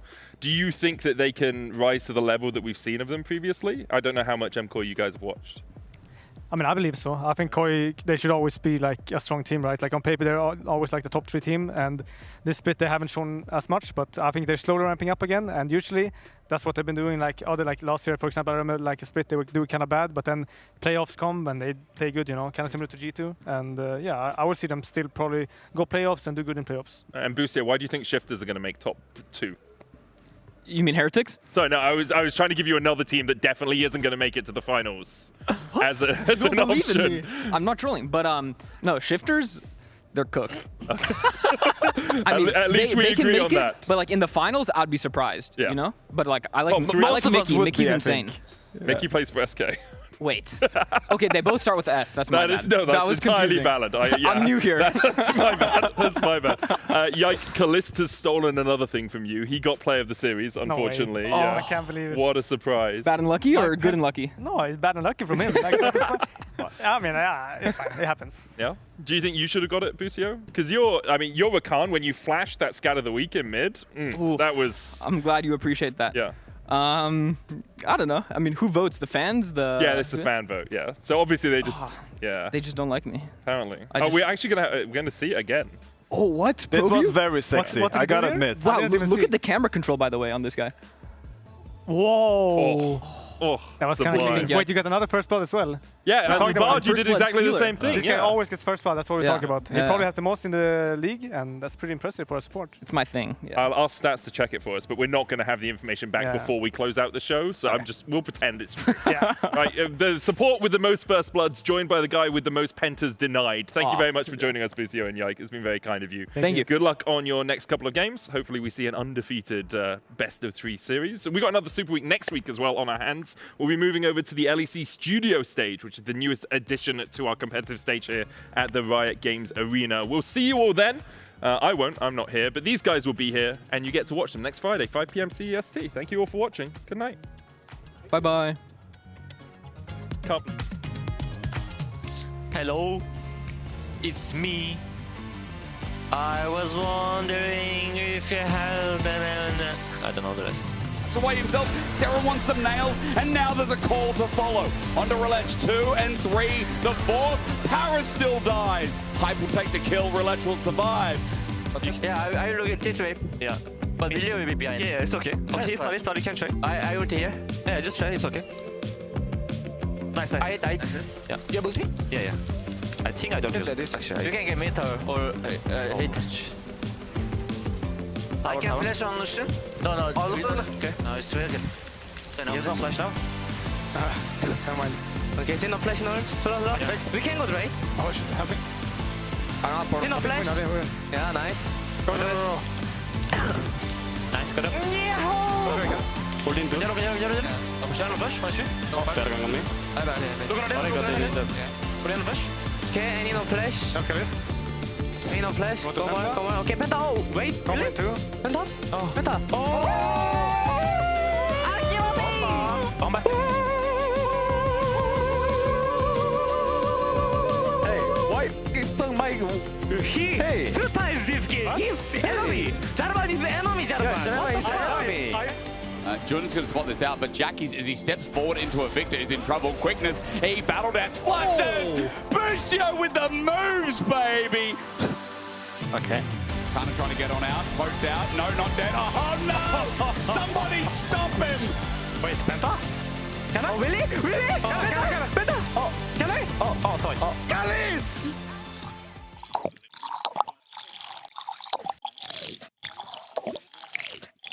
Holy shit. Holy shit. I like it. Holy shit.